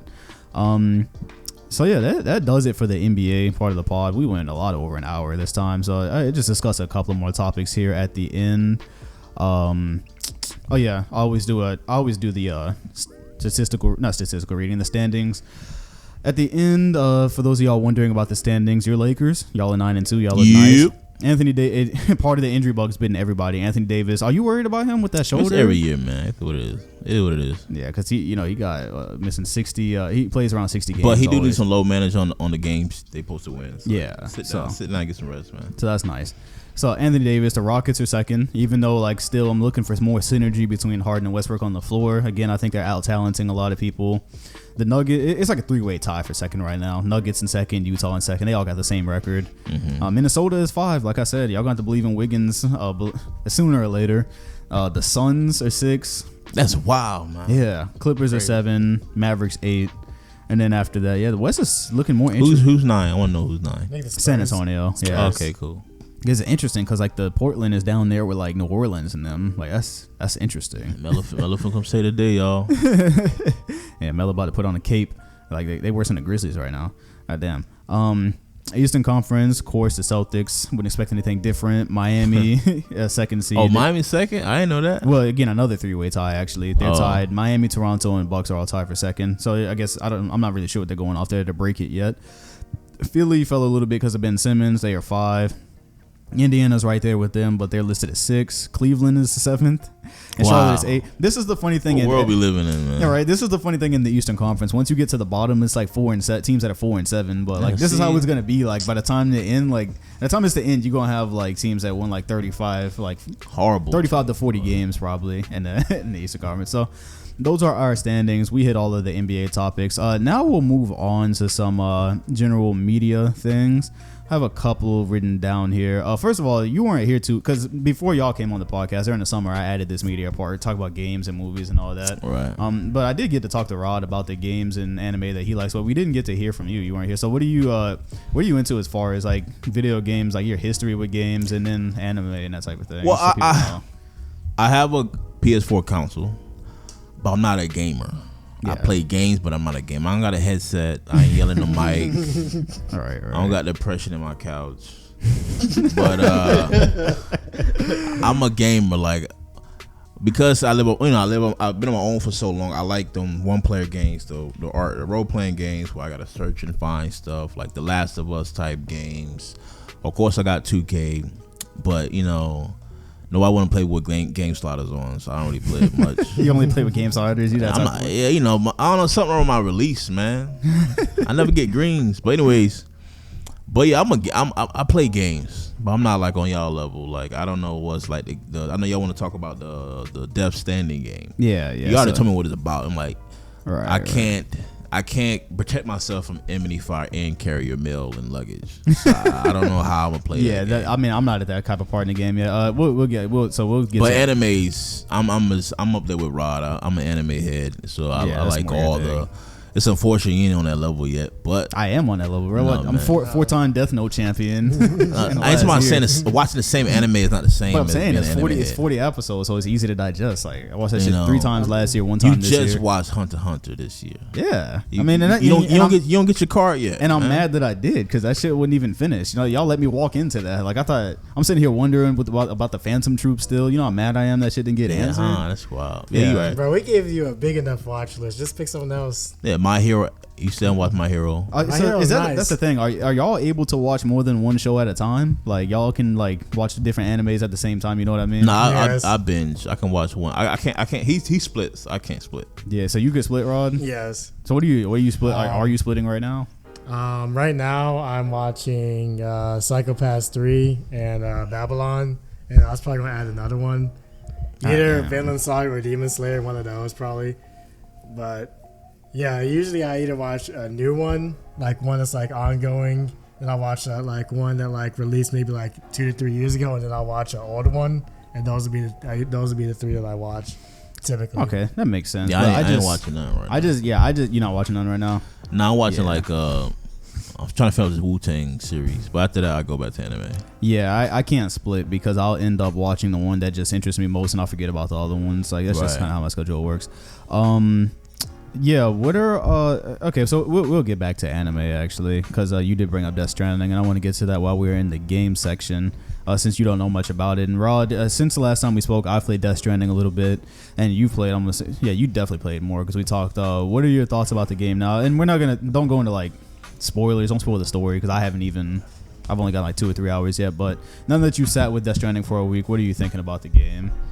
Well, since last podcast, I was still in the near the beginning of the game, so like I knew what the gameplay loop was gonna be, kind of like delivering stuff, going from A to B. That's wild. But I didn't. but I was kind of feeling like I know how that was gonna be. I don't know, entertaining, and I don't know. It's kind of weird, but like for me personally, like it is.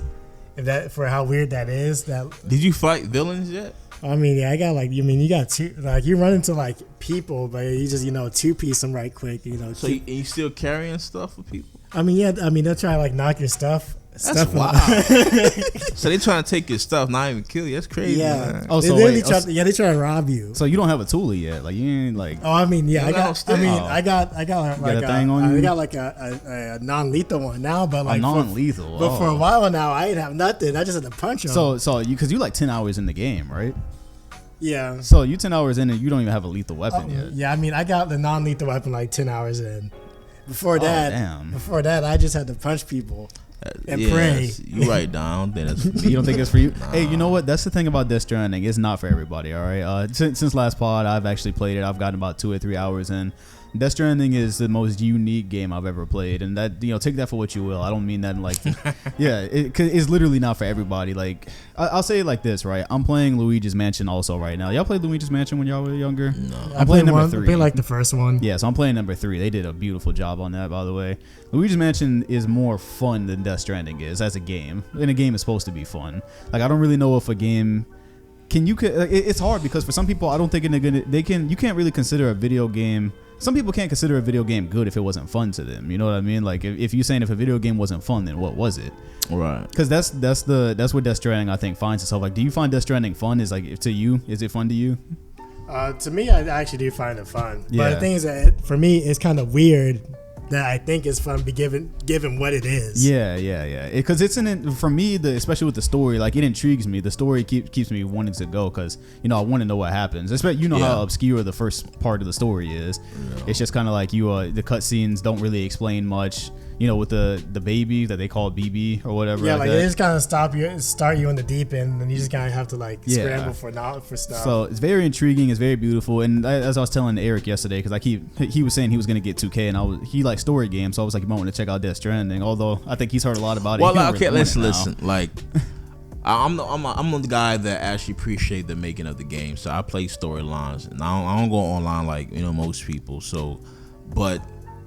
Y'all telling me the storyline is great, but I'm hearing like carrying luggage for 10 hours. okay, but that's now you gotta like. That sound wild, man. That's where I was going with the unique because I watched a good video by a YouTuber called Clean Prince Gaming. He made a good synopsis of it, so I understood it better. And it was like he brought up a good point. It's the very first game I've ever played where walking literally is the challenge, like keeping your balance. Because I remember when I first picked up the game, the right trigger controls your right arm. Yeah. And then I saw that. What? Yeah. Oh hell no! And it sounds weird, right? It sounds weird because when I first you can't just run down the hill. You might start tumbling. You start tumbling. Oh, I gotta figure out how to walk on this game. Man, I'm good on this. Because you gotta balance your cargo. Because me and Dylan were playing it, and I saw they were like press R to control right hand. I was like, okay, this is one of those games that's too detailed. That's what I thought at first. That was before I understood like the gist of it. It's like literally keeping your balance as you're walking through terrain and carrying different things, finding your way across mountains and things like that. It's different, bro. It's like It's literally where the journey is the gameplay. Yeah. Like your journey is the gameplay. Because even though it's going from A to Check B, this out, right? like all types of wild stuff can happen in between. Yeah. There's a reason why there are some games that are a game and not reality. We don't want to be so damn specific, man. Like, come on, it's a video game. I don't want to. I don't want to figure out how to walk with a bag on my back. You're not pressing R and L to like take one step forward, like not like that type shit. You know, Okay, you still I'm about to walk. say. But I'm saying like on certain terrains, you need to do certain like, things. so I have a Because question. like your luggage So will like lean to when a people to a are certain way. attacking you, you still have to juggle this shit. Yeah, I haven't got to that part. How does that work? I mean, the thing is that when you have a whole bunch of stuff on your back, like your mobility is kind of limited. So then, like, there's like 5 dudes. So they just run your fade. They straight run your fade. Because like I know that like the whole thing is where you're delivering the packages, they want it to be in a certain condition. So like you drop it, that lowers the condition of the items. Yeah, I'm assuming. Yeah, right. So, so he like the. It's like it's a futuristic movie game, right? Yeah, something about the U.S. like something happened. So he like the ultimate like mail carrier. That's what I'm assuming. They call them. What do they call them? Like porters. Porters. They call it porters. Yeah. But yeah, basically it's like they do like Amazon delivery, one day shipping, premium, when you live in like the mountains. Yeah, That's crazy, yeah. And so you're delivering like drugs to certain people. And you're trying to reconnect the United States because something happened. I haven't figured out what it is yet, but something happened to the U.S. There's like these invisible creatures walking around and shit. Maybe I'm getting a little bit too specific for like spoilers, but I will get the game because y'all recommended it. Yeah, hey, I'm recommending it. I said it's unique. I don't think I could play the game after 8. I think I'll fall asleep on this. Well, yeah, no, you will. Again, people. The first thing I saw before I played the game is people saying walking simulator. Is it real quiet? Well, when you're in the mountains for a long time, like these like nice songs start playing. Like I don't know how to describe them. Like that's like Journey. That's about the best way. It's like one of them hunting game Journey. quiet. No, like it'll be quiet. And It's like you can feel the ambiance of where you are. And then like that part in the movie where they show people like going on a journey or something like that. Like a song will start playing like that in the game. Okay. Like you on a journey or something. Maybe the creators try to get like the IGN awards or something. Bro, it's a totally different game. Like you said, you. Well, like it's the only game like that on the market. There's nothing like. I've never played anything like it before. Nothing like it doesn't mean. Yeah, no, I'm telling you that. Yeah, it doesn't mean that it's great to everybody at all. But it's nothing. There is nothing like. There's never been somebody taking a risk. And also, I guess for me personally, but like it feels like a game that I don't have to rush. Either. Oh, no. Like it's like a game where you can just kind of like chill and play for a little while. Yeah, I mean, because you walking everywhere, so you might as well make yourself comfortable. You know, like. Yeah, like maybe I have to do it myself. Well, y'all explaining like sound like some wild ass. Yeah, again, yeah. Like I'm glad nobody told me. So are you really walking slow this whole time? Walking slow, like you, down a mountain, or whatever. Like you can run, but like once you get to like it will tell you. I mean, you get to certain areas where you get like I have like most time I have like a motorcycle. Yeah, I haven't got to that part. Like you have a motorcycle, you have like a power seat you can put on so you can run faster and whatnot and carry more. So there's like things, but like you can't take no motorcycle over a mountain. Like that's not how life I hope works. after the 10 hours it gotta ramp up to some like we talking about. The story will keep you intrigued. Did you like stories? The story because like so the cutscenes you mean? It's a Kojima game, so the cutscenes will be like fucking 10 minutes long sometimes. Okay, and you sitting there like watching it. Like I get comfortable on this couch right here. Like so I'm big on story. Yeah, I get comfortable, and it keeps you wondering like, I wonder what this is. Like it from that point, it's kind of like it's a beautiful game from that point. But absolutely, I'm telling everyone right now, it's not for everybody. So like if this doesn't sound fun to y'all, it's because it's not. Like it's not. So not is it fun one to of them y'all. games like you said a game cannot be fun, but you feel like you have to get through it? Yeah, because I'm not gonna, me, like I don't even finish a lot of my games. Right. But like I'm not gonna let Death Stranding sit there. Like the story looks intriguing. I want to get through it. Yeah, I want to. Really big on story. I want to experience it. Wait for Last 2 come out. I'm be I'll be locked up. To Last of Us 2. Yeah, absolutely. I mean, y'all won't even see me. Yeah. I'm definitely gonna be playing that one. I might just replay the first one just to get the story. They were just selling. Do you have the first one? Yeah, I got a remastered one. Yeah. Okay, I was saying because I downloaded it. They were selling it for free on the PS Store about a month ago. Yeah, I picked up the digital version too. Same. I forgot I had it. That's the thing with digital versions is like, after a while it hides on your PlayStation. So like I forget I have it. I have so many games that like if it's not in a case. What do y'all think about that? Games going digital versus like, because GameStop's probably gonna disappear around 2020. I mean, I hope not. They are. Okay, first off, I have a love-hate relationship with GameStop. I got a GameStop card. because I like it for like the convenience, like get your store, but like they did some real disrespectful stuff to me as a child. When you come in trade the game, you're like, yo, we got 50 cents for you right here. And yeah, that's why people. It's a pawn shop, B. That's all it is. That's why people are happy to see them go because of that. Like trying to trade you games and you think you're about to get a bag and like you get a couple of like dollars or whatever. So people are kind of happy to see them go. I personally like the experience of being able to go into a mall or go into a GameStop and get my games. There's a thing with the size of the games. If you get everything digital, it's a lot bigger on your hard drive. That is true. For this generation, anyways. I'm not sure with the technology changing. On PS5, probably have like 18,000 computers in one. So. Like, I know that like the PS4, like the PS5, they're using a different type of hard drive. They're using solid state drives. SSD. So games, the way games are written, they might not even be as big from what I read. But yeah, I like having the cases and stuff too of my games. That's the big thing. You gotta show that off. You have a tangible sense of ownership. Yeah, and also like the little booklet that used to come. That bitch has disappeared. Now, like I've slowly noticed over this generation, you open the case, the little latches are there for a booklet, but there's no booklet in like most of these cases. There? Yeah, that's crazy, right? The case got the latches, but then the book don't be in there. Like, they cut down on that. Yeah, they slowly took those away from us. But yeah, like before we got on the pod, I just went and got the Pokemon Sword and Shield combo pack, and it came in like a nice little box. Like I like owning those type of things. Speaking of that, how into Pokemon were you when you were younger? I was big into games. I collected the cards, but I didn't know how to play the cards, so we just throw out the card who had the strongest HP. Yeah, it's like everyone played Pokemon that way. Yeah. I don't think it's not like Yu-Gi-Oh. Yu-Gi-Oh actually is a card game, so you can follow it. Pokemon, I had all the games. I even had a Nintendo 64 game they had where it's like the Battle Coliseum. Mm-hmm. Yeah, but where did you stop in Pokemon? Like, what was your last one that you played on Game Boy? I go by seasons. I stopped at the Johto. Which one? Do you know what game? Silver, gold, silver. Oh, damn, you stopped that early? What's after that? Like, you didn't make it to like Fire Red, like the remakes of Red and stuff? Yeah, I went to Fire Red. So you went to Fire Red? Okay. Yeah, what's the last 2003? One? What do you mean? The last game, Pokemon game that came out in that series. Oh, and that series. I mean, that's like the Emerald and Sapphire days. Like, I stopped after that. Okay. Again, I'm older, so I was out of dating women at that point. You can play Pokemon 8 date women. Nah, not the women I was dating. Oh, okay. Yeah, we grew up in different spots. Yeah. I'm not gonna lie, I did feel kind of lame today. Cause I went to pick up the Best Buy pre-order or whatever, and cause I pre-ordered it, and like it was a baddie working at the pre-order desk. She's like, "What are you here to pick up?" I was like, I'm about to throw you this shit too. I was like, oh, they had a Pokemon game. I was just about to give you my number, man. Yeah, she was kind of bad too. Hopefully, she thought I was just getting it for my brother or whatever. Yeah, but she just said, my brother, some Pokemon. Yeah. I don't know. What do you call it? Yeah, no, it caught me off guard. Like I didn't expect it. She don't normally work there. I was like, damn. Anyway, so Rod, so we're still into that though. We still play the Pokemon games. So yeah, I was on the old ones. Well, I'm saying if it's and then like I was on like Diamond, Platinum. Then like I got like the remake of Heart Gold. If it's the walking around, what we talked about, we can walk around and like find like creatures. Yeah, all Pokemon you can do that. No, like if it's like a role playing game where you actually walk around, then I might buy it. I'm used to the Game Boy. I don't know about this new. But this one, this is for the Nintendo Switch.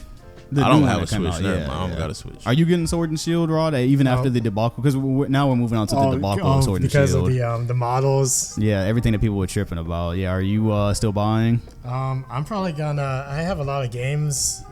I'm trying to first. I'm just trying to get through Death Stranding, so I'll probably won't be till about Christmas that I actually have some time freed up, and I'll probably pick it up then.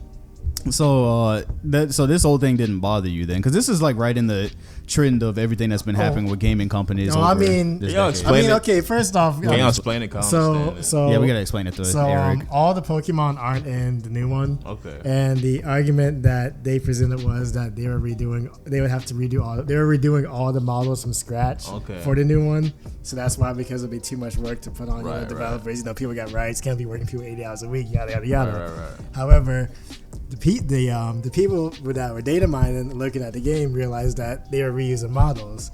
So now we're like, was good because the argument you presented is no longer valid. Because the super fans were saying like, okay, we want like this is like the Nintendo Switch now, it's powerful console, so we want like every Pokemon that's ever existed or some shit, right? Like that. Right. But yeah, and so the argument is, nah, we can't do that because we gotta like animate all this stuff. But then the data miners come in and find out like for the Pokemon, they first of all they cut it in like half. The Pokédex is cut in half. Okay. And then they look at the files, and it turns out they're reusing shit from old games. So they didn't even make new shit for like the half of the decks that we have. Cutting corners. After saying like, oh, the reason we can't have 1,000 or whatever is because we have to make them from scratch. And so like they sold it side by side, even for the characters, like actually, the person that you walk around with. Yeah. They showed a side by side of a character in Pokemon Sword and Shield, like the animation when they're talking. It's ripped straight from like a DS game, right? Like a DS Pokemon game. And they put that shit side by side. It's like the exact same animation that they were doing. That's crazy. They're talking, yeah. So for me, I mean, you don't know about like how gaming is kind of deteriorated from like with microtransactions and how lazy companies have gotten. I'm not on y'all tech level. Yeah, so I don't yeah. know that stuff. So I mean, it's deteriorated. It's considerably in this generation of consoles. People finishing unreleased games, companies lying. 2K is very notorious for that. Oh yeah, I know. Yeah. That So that thing with 2K, it's not really rare. Like this happens all because Game Freak. I woke up on Twitter and Game Freak is who's handling his Pokemon stuff. And that Game Freak lied was trending on Twitter. So do you believe they do it because they know that you're still gonna buy it? The thing is that they have something that everyone wants, and they know that you can't go anywhere else for that. Yeah, because like where else we gonna play Pokemon, especially for Nintendo Switch. Same thing with 2K. That's yeah. the only. Yeah. Like, you ain't going to live. Ain't no live. Like 2K picked the first. Madden's true. Madden right. is garbage too. I mean, right. Like if you control the market for something, whatever you do, like we just have to deal with it. And 2K picked the perfect year. Like this year, like I tell you, like what a patch is for a video game. Like patch. Yeah. So like these days, I remember 2K patch notes used to be like long. They used to tell you everything they fixed. And like the last 2K patch that came out is patch 8. By the way, this game is 2 months old. They patched it 8 times. That's how fucked it was. But then the patch notes was literally like. They were so vague. At the end, it was like many more fixes. That's all they said. It was a couple of notes. It was like fix this thing with the neighborhood where people couldn't connect. Yeah. Fix some animations. Many more fixes. That's all they said at the end. It was like they didn't even figure out what we fixed. They give full patch notes. Yeah, they didn't even give out full patch. So that's just to give you some background on where companies are these days in gaming since you've been away for a minute. But yeah, with the Pokemon Sword and Shield thing, I mean, I went and still bought it because I haven't played Pokemon since like 10 years now. Pokemon White and Black, whenever that was like 2011, I think. Yeah. So so I'm not even really gonna realize, the reused animations, the graphics or whatever. All this shit is new to me. I haven't played Pokemon since it looked totally different. So it's still gonna be a good game for me. But yeah, I understand why people are mad. We went through the same exact thing is with 2K Ash this still year. 15? You mean 10? You mean 10? So he just won his first Pokemon League. In the show. That's crazy, man. As a 20-year-old, 10-year-old. Yeah. That's ridiculous. Like a month ago, he just won his first Pokemon League. Yeah, that's wild. Man. So we'll know more about Pokemon Sword and Shield next week when I actually play it a little bit. Yeah, so we talked about Pokemon Sword and Shield, talk about Death Stranding.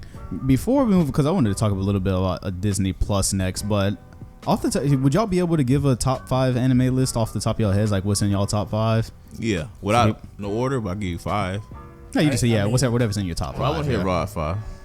Can you like more than 5? Because I'm giving your top 5. Because if I give you a 5, I gotta write like a list. I'll give you my 5, but I can't put in no order right now. Yeah, that's fine. Yeah. All right, 5 is Death Note is in my 5. Full Metal Alchemist is in my 5. Brotherhood. Okay, Brotherhood. Got to put emphasis on Brotherhood. Yeah. Brotherhood. I love Naruto, so Naruto's in my 3, my 5. Okay, and the last 2 would be. You having trouble thinking of them, or you having trouble with what to fit in? Yeah, which one to take out, put in? Oh, Man, okay. that's just super hard. Rod ain't lying. Do your 5. You good? You anime head? Do your 5. Let me think.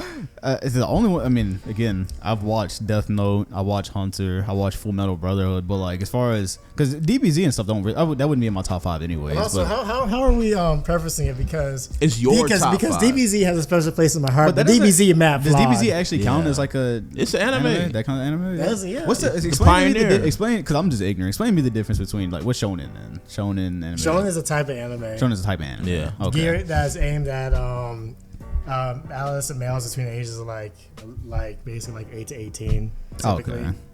Okay. So most of your like your Naruto, DBZ, One Piece, all those, because it's like the tropes and concepts are more aimed towards more towards males. Right. Yeah. Well, the thing is, right now, again, because I started watching, like a couple of years ago, and you know how hard it is to get through shows. So like, I wouldn't have a top 5 right now. I've only watched a couple shows. I'm gonna get mine away, cause But I would never have DBZ. I know DBZ wouldn't end up in my top 5. Right. Like after I watch more.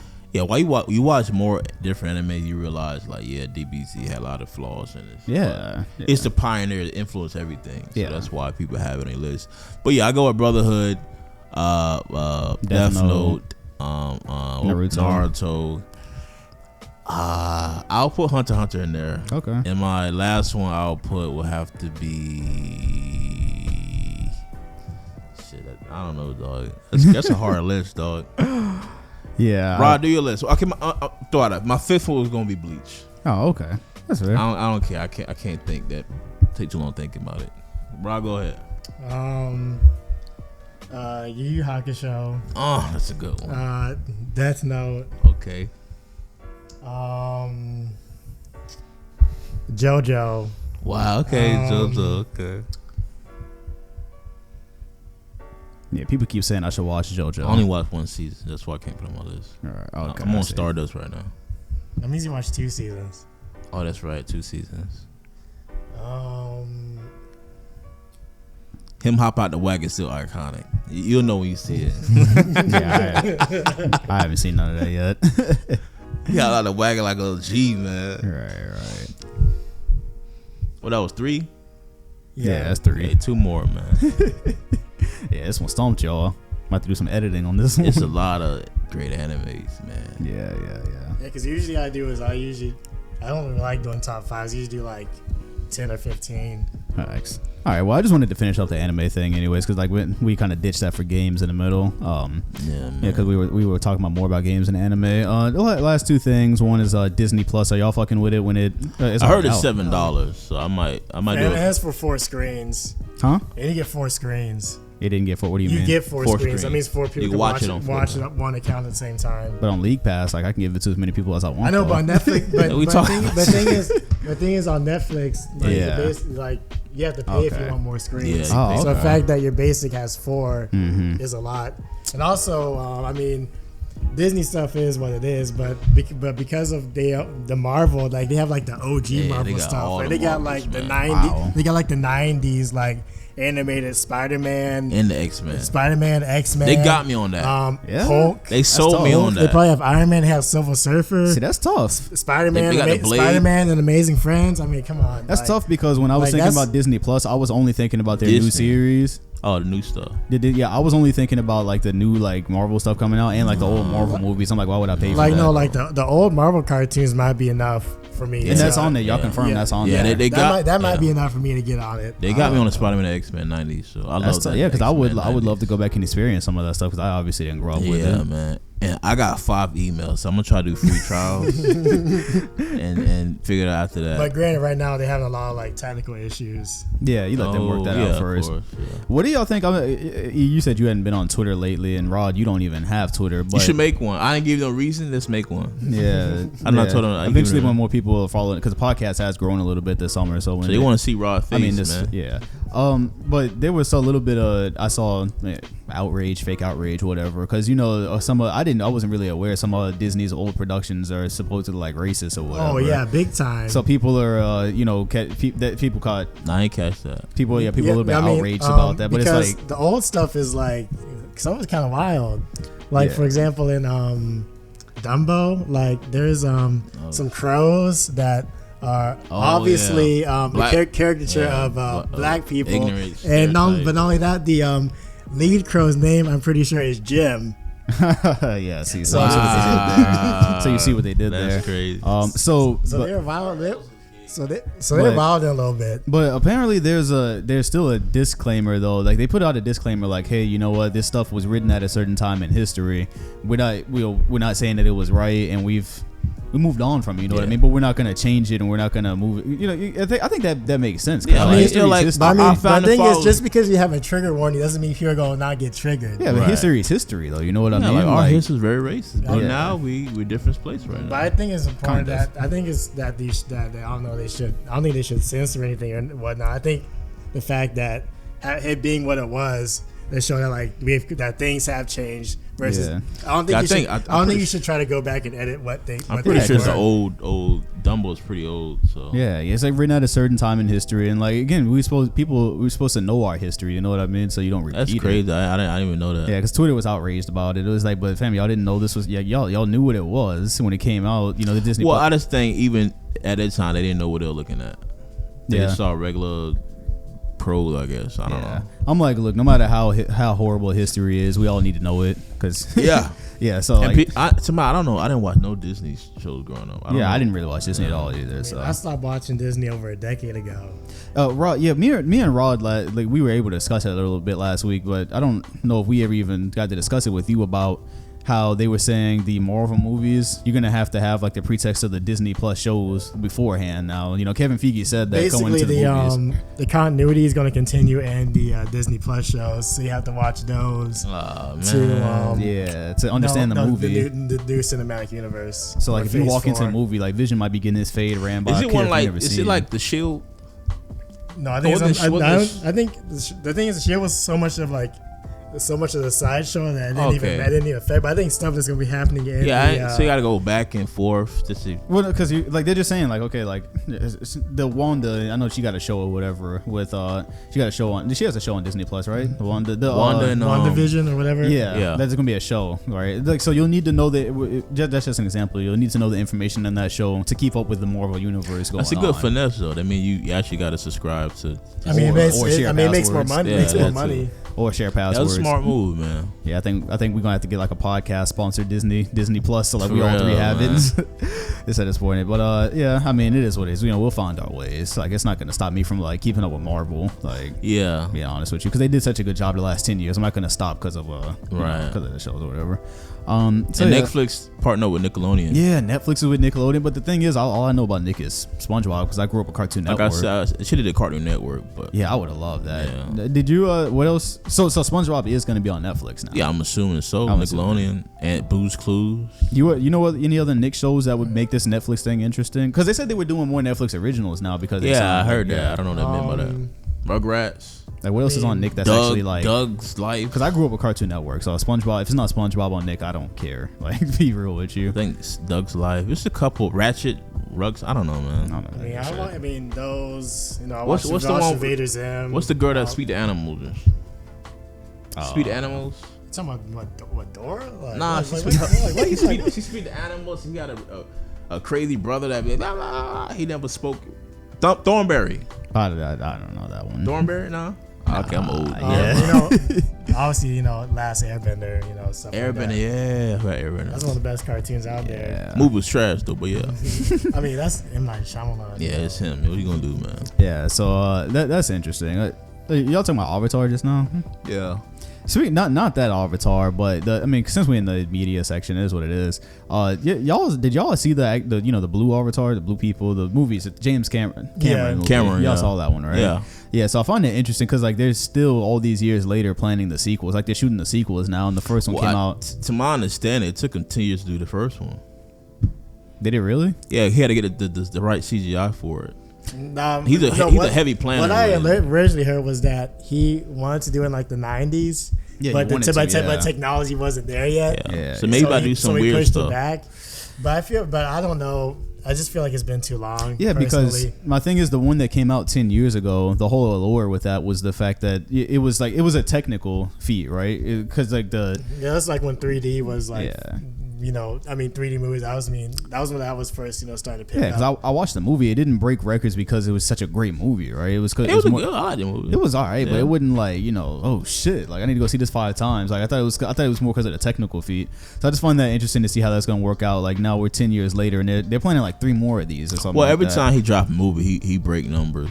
Yeah, He did Titanic. because I don't think anybody's really waiting for the next Avatars like that, are they? not at Like, all. Like nobody's really rating Our them like attention that. span is like 2 weeks, man. Yeah, man, I don't know, especially in this era. That just, since y'all brought up Airbender, I was thinking about that. I remember we talked about that on stream once.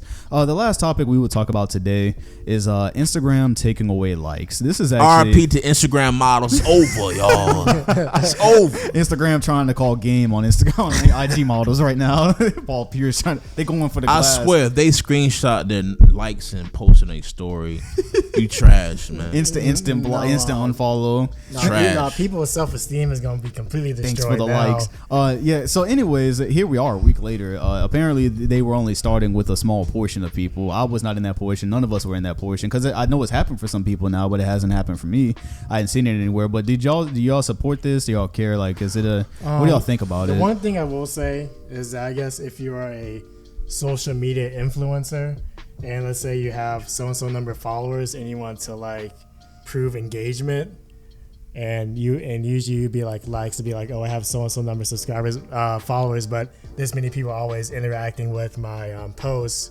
You know, but now that you don't have likes, you'd be like, oh, how do you actually like gauge how many people? Yeah, like I'm saying, like looking at how it? does up and comer businesses thrive on this? How they get sponsored if I can't see my likes? I should explain that just so people on the podcast aren't confused. You can still see your likes. You can still screenshot your likes.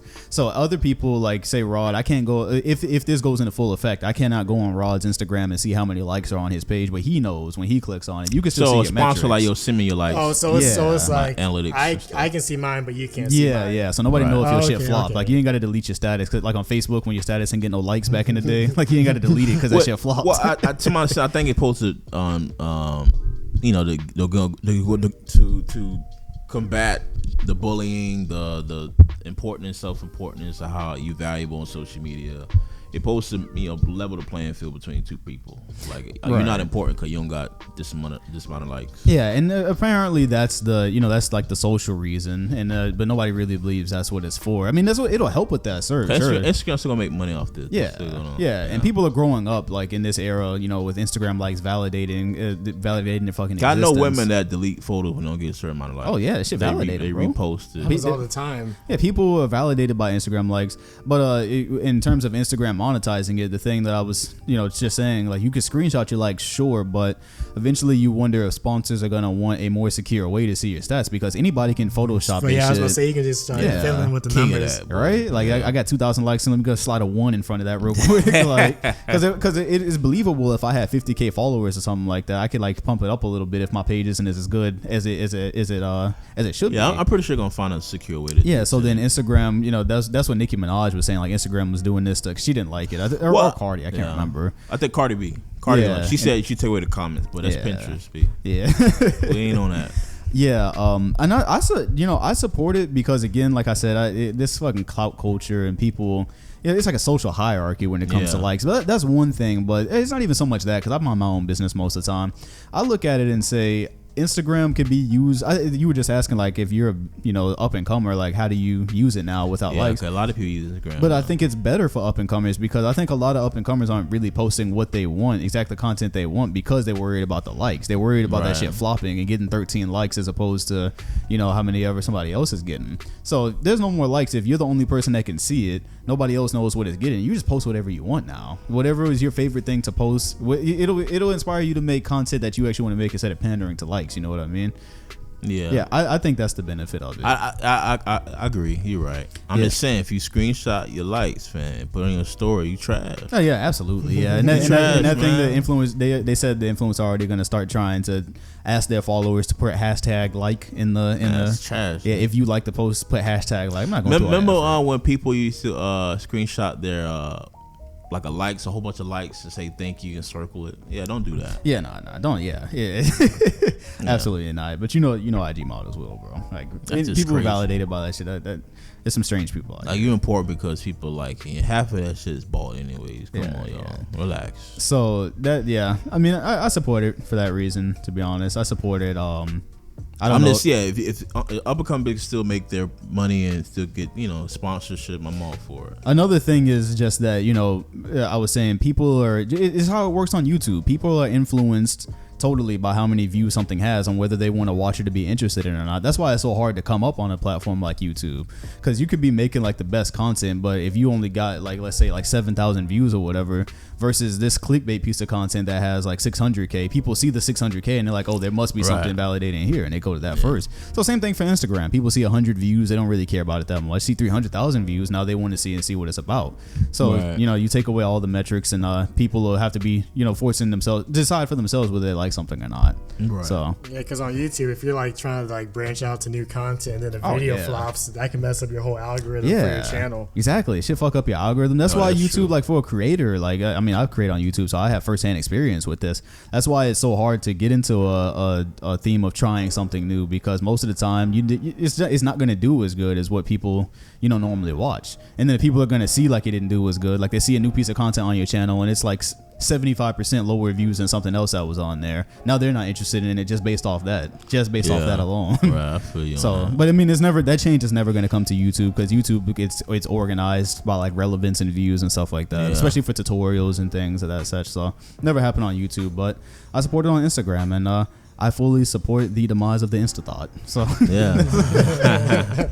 even though I support them now with my likes, I fully support the demise of the Instagram thought.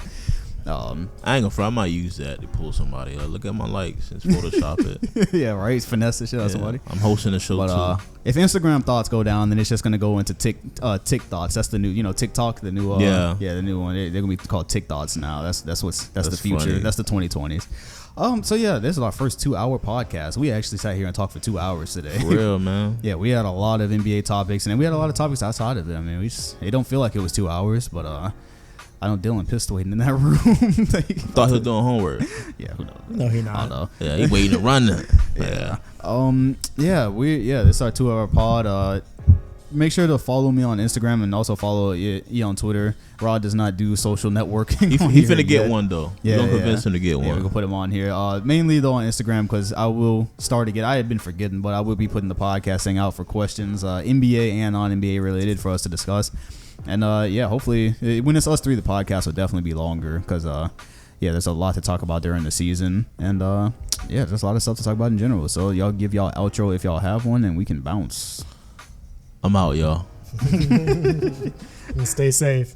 All right, yeah, we'll see y'all later. Make sure again, this is on not Instagram. This is on Spotify. It's on iTunes if it's easier to do there. And we'll see you later.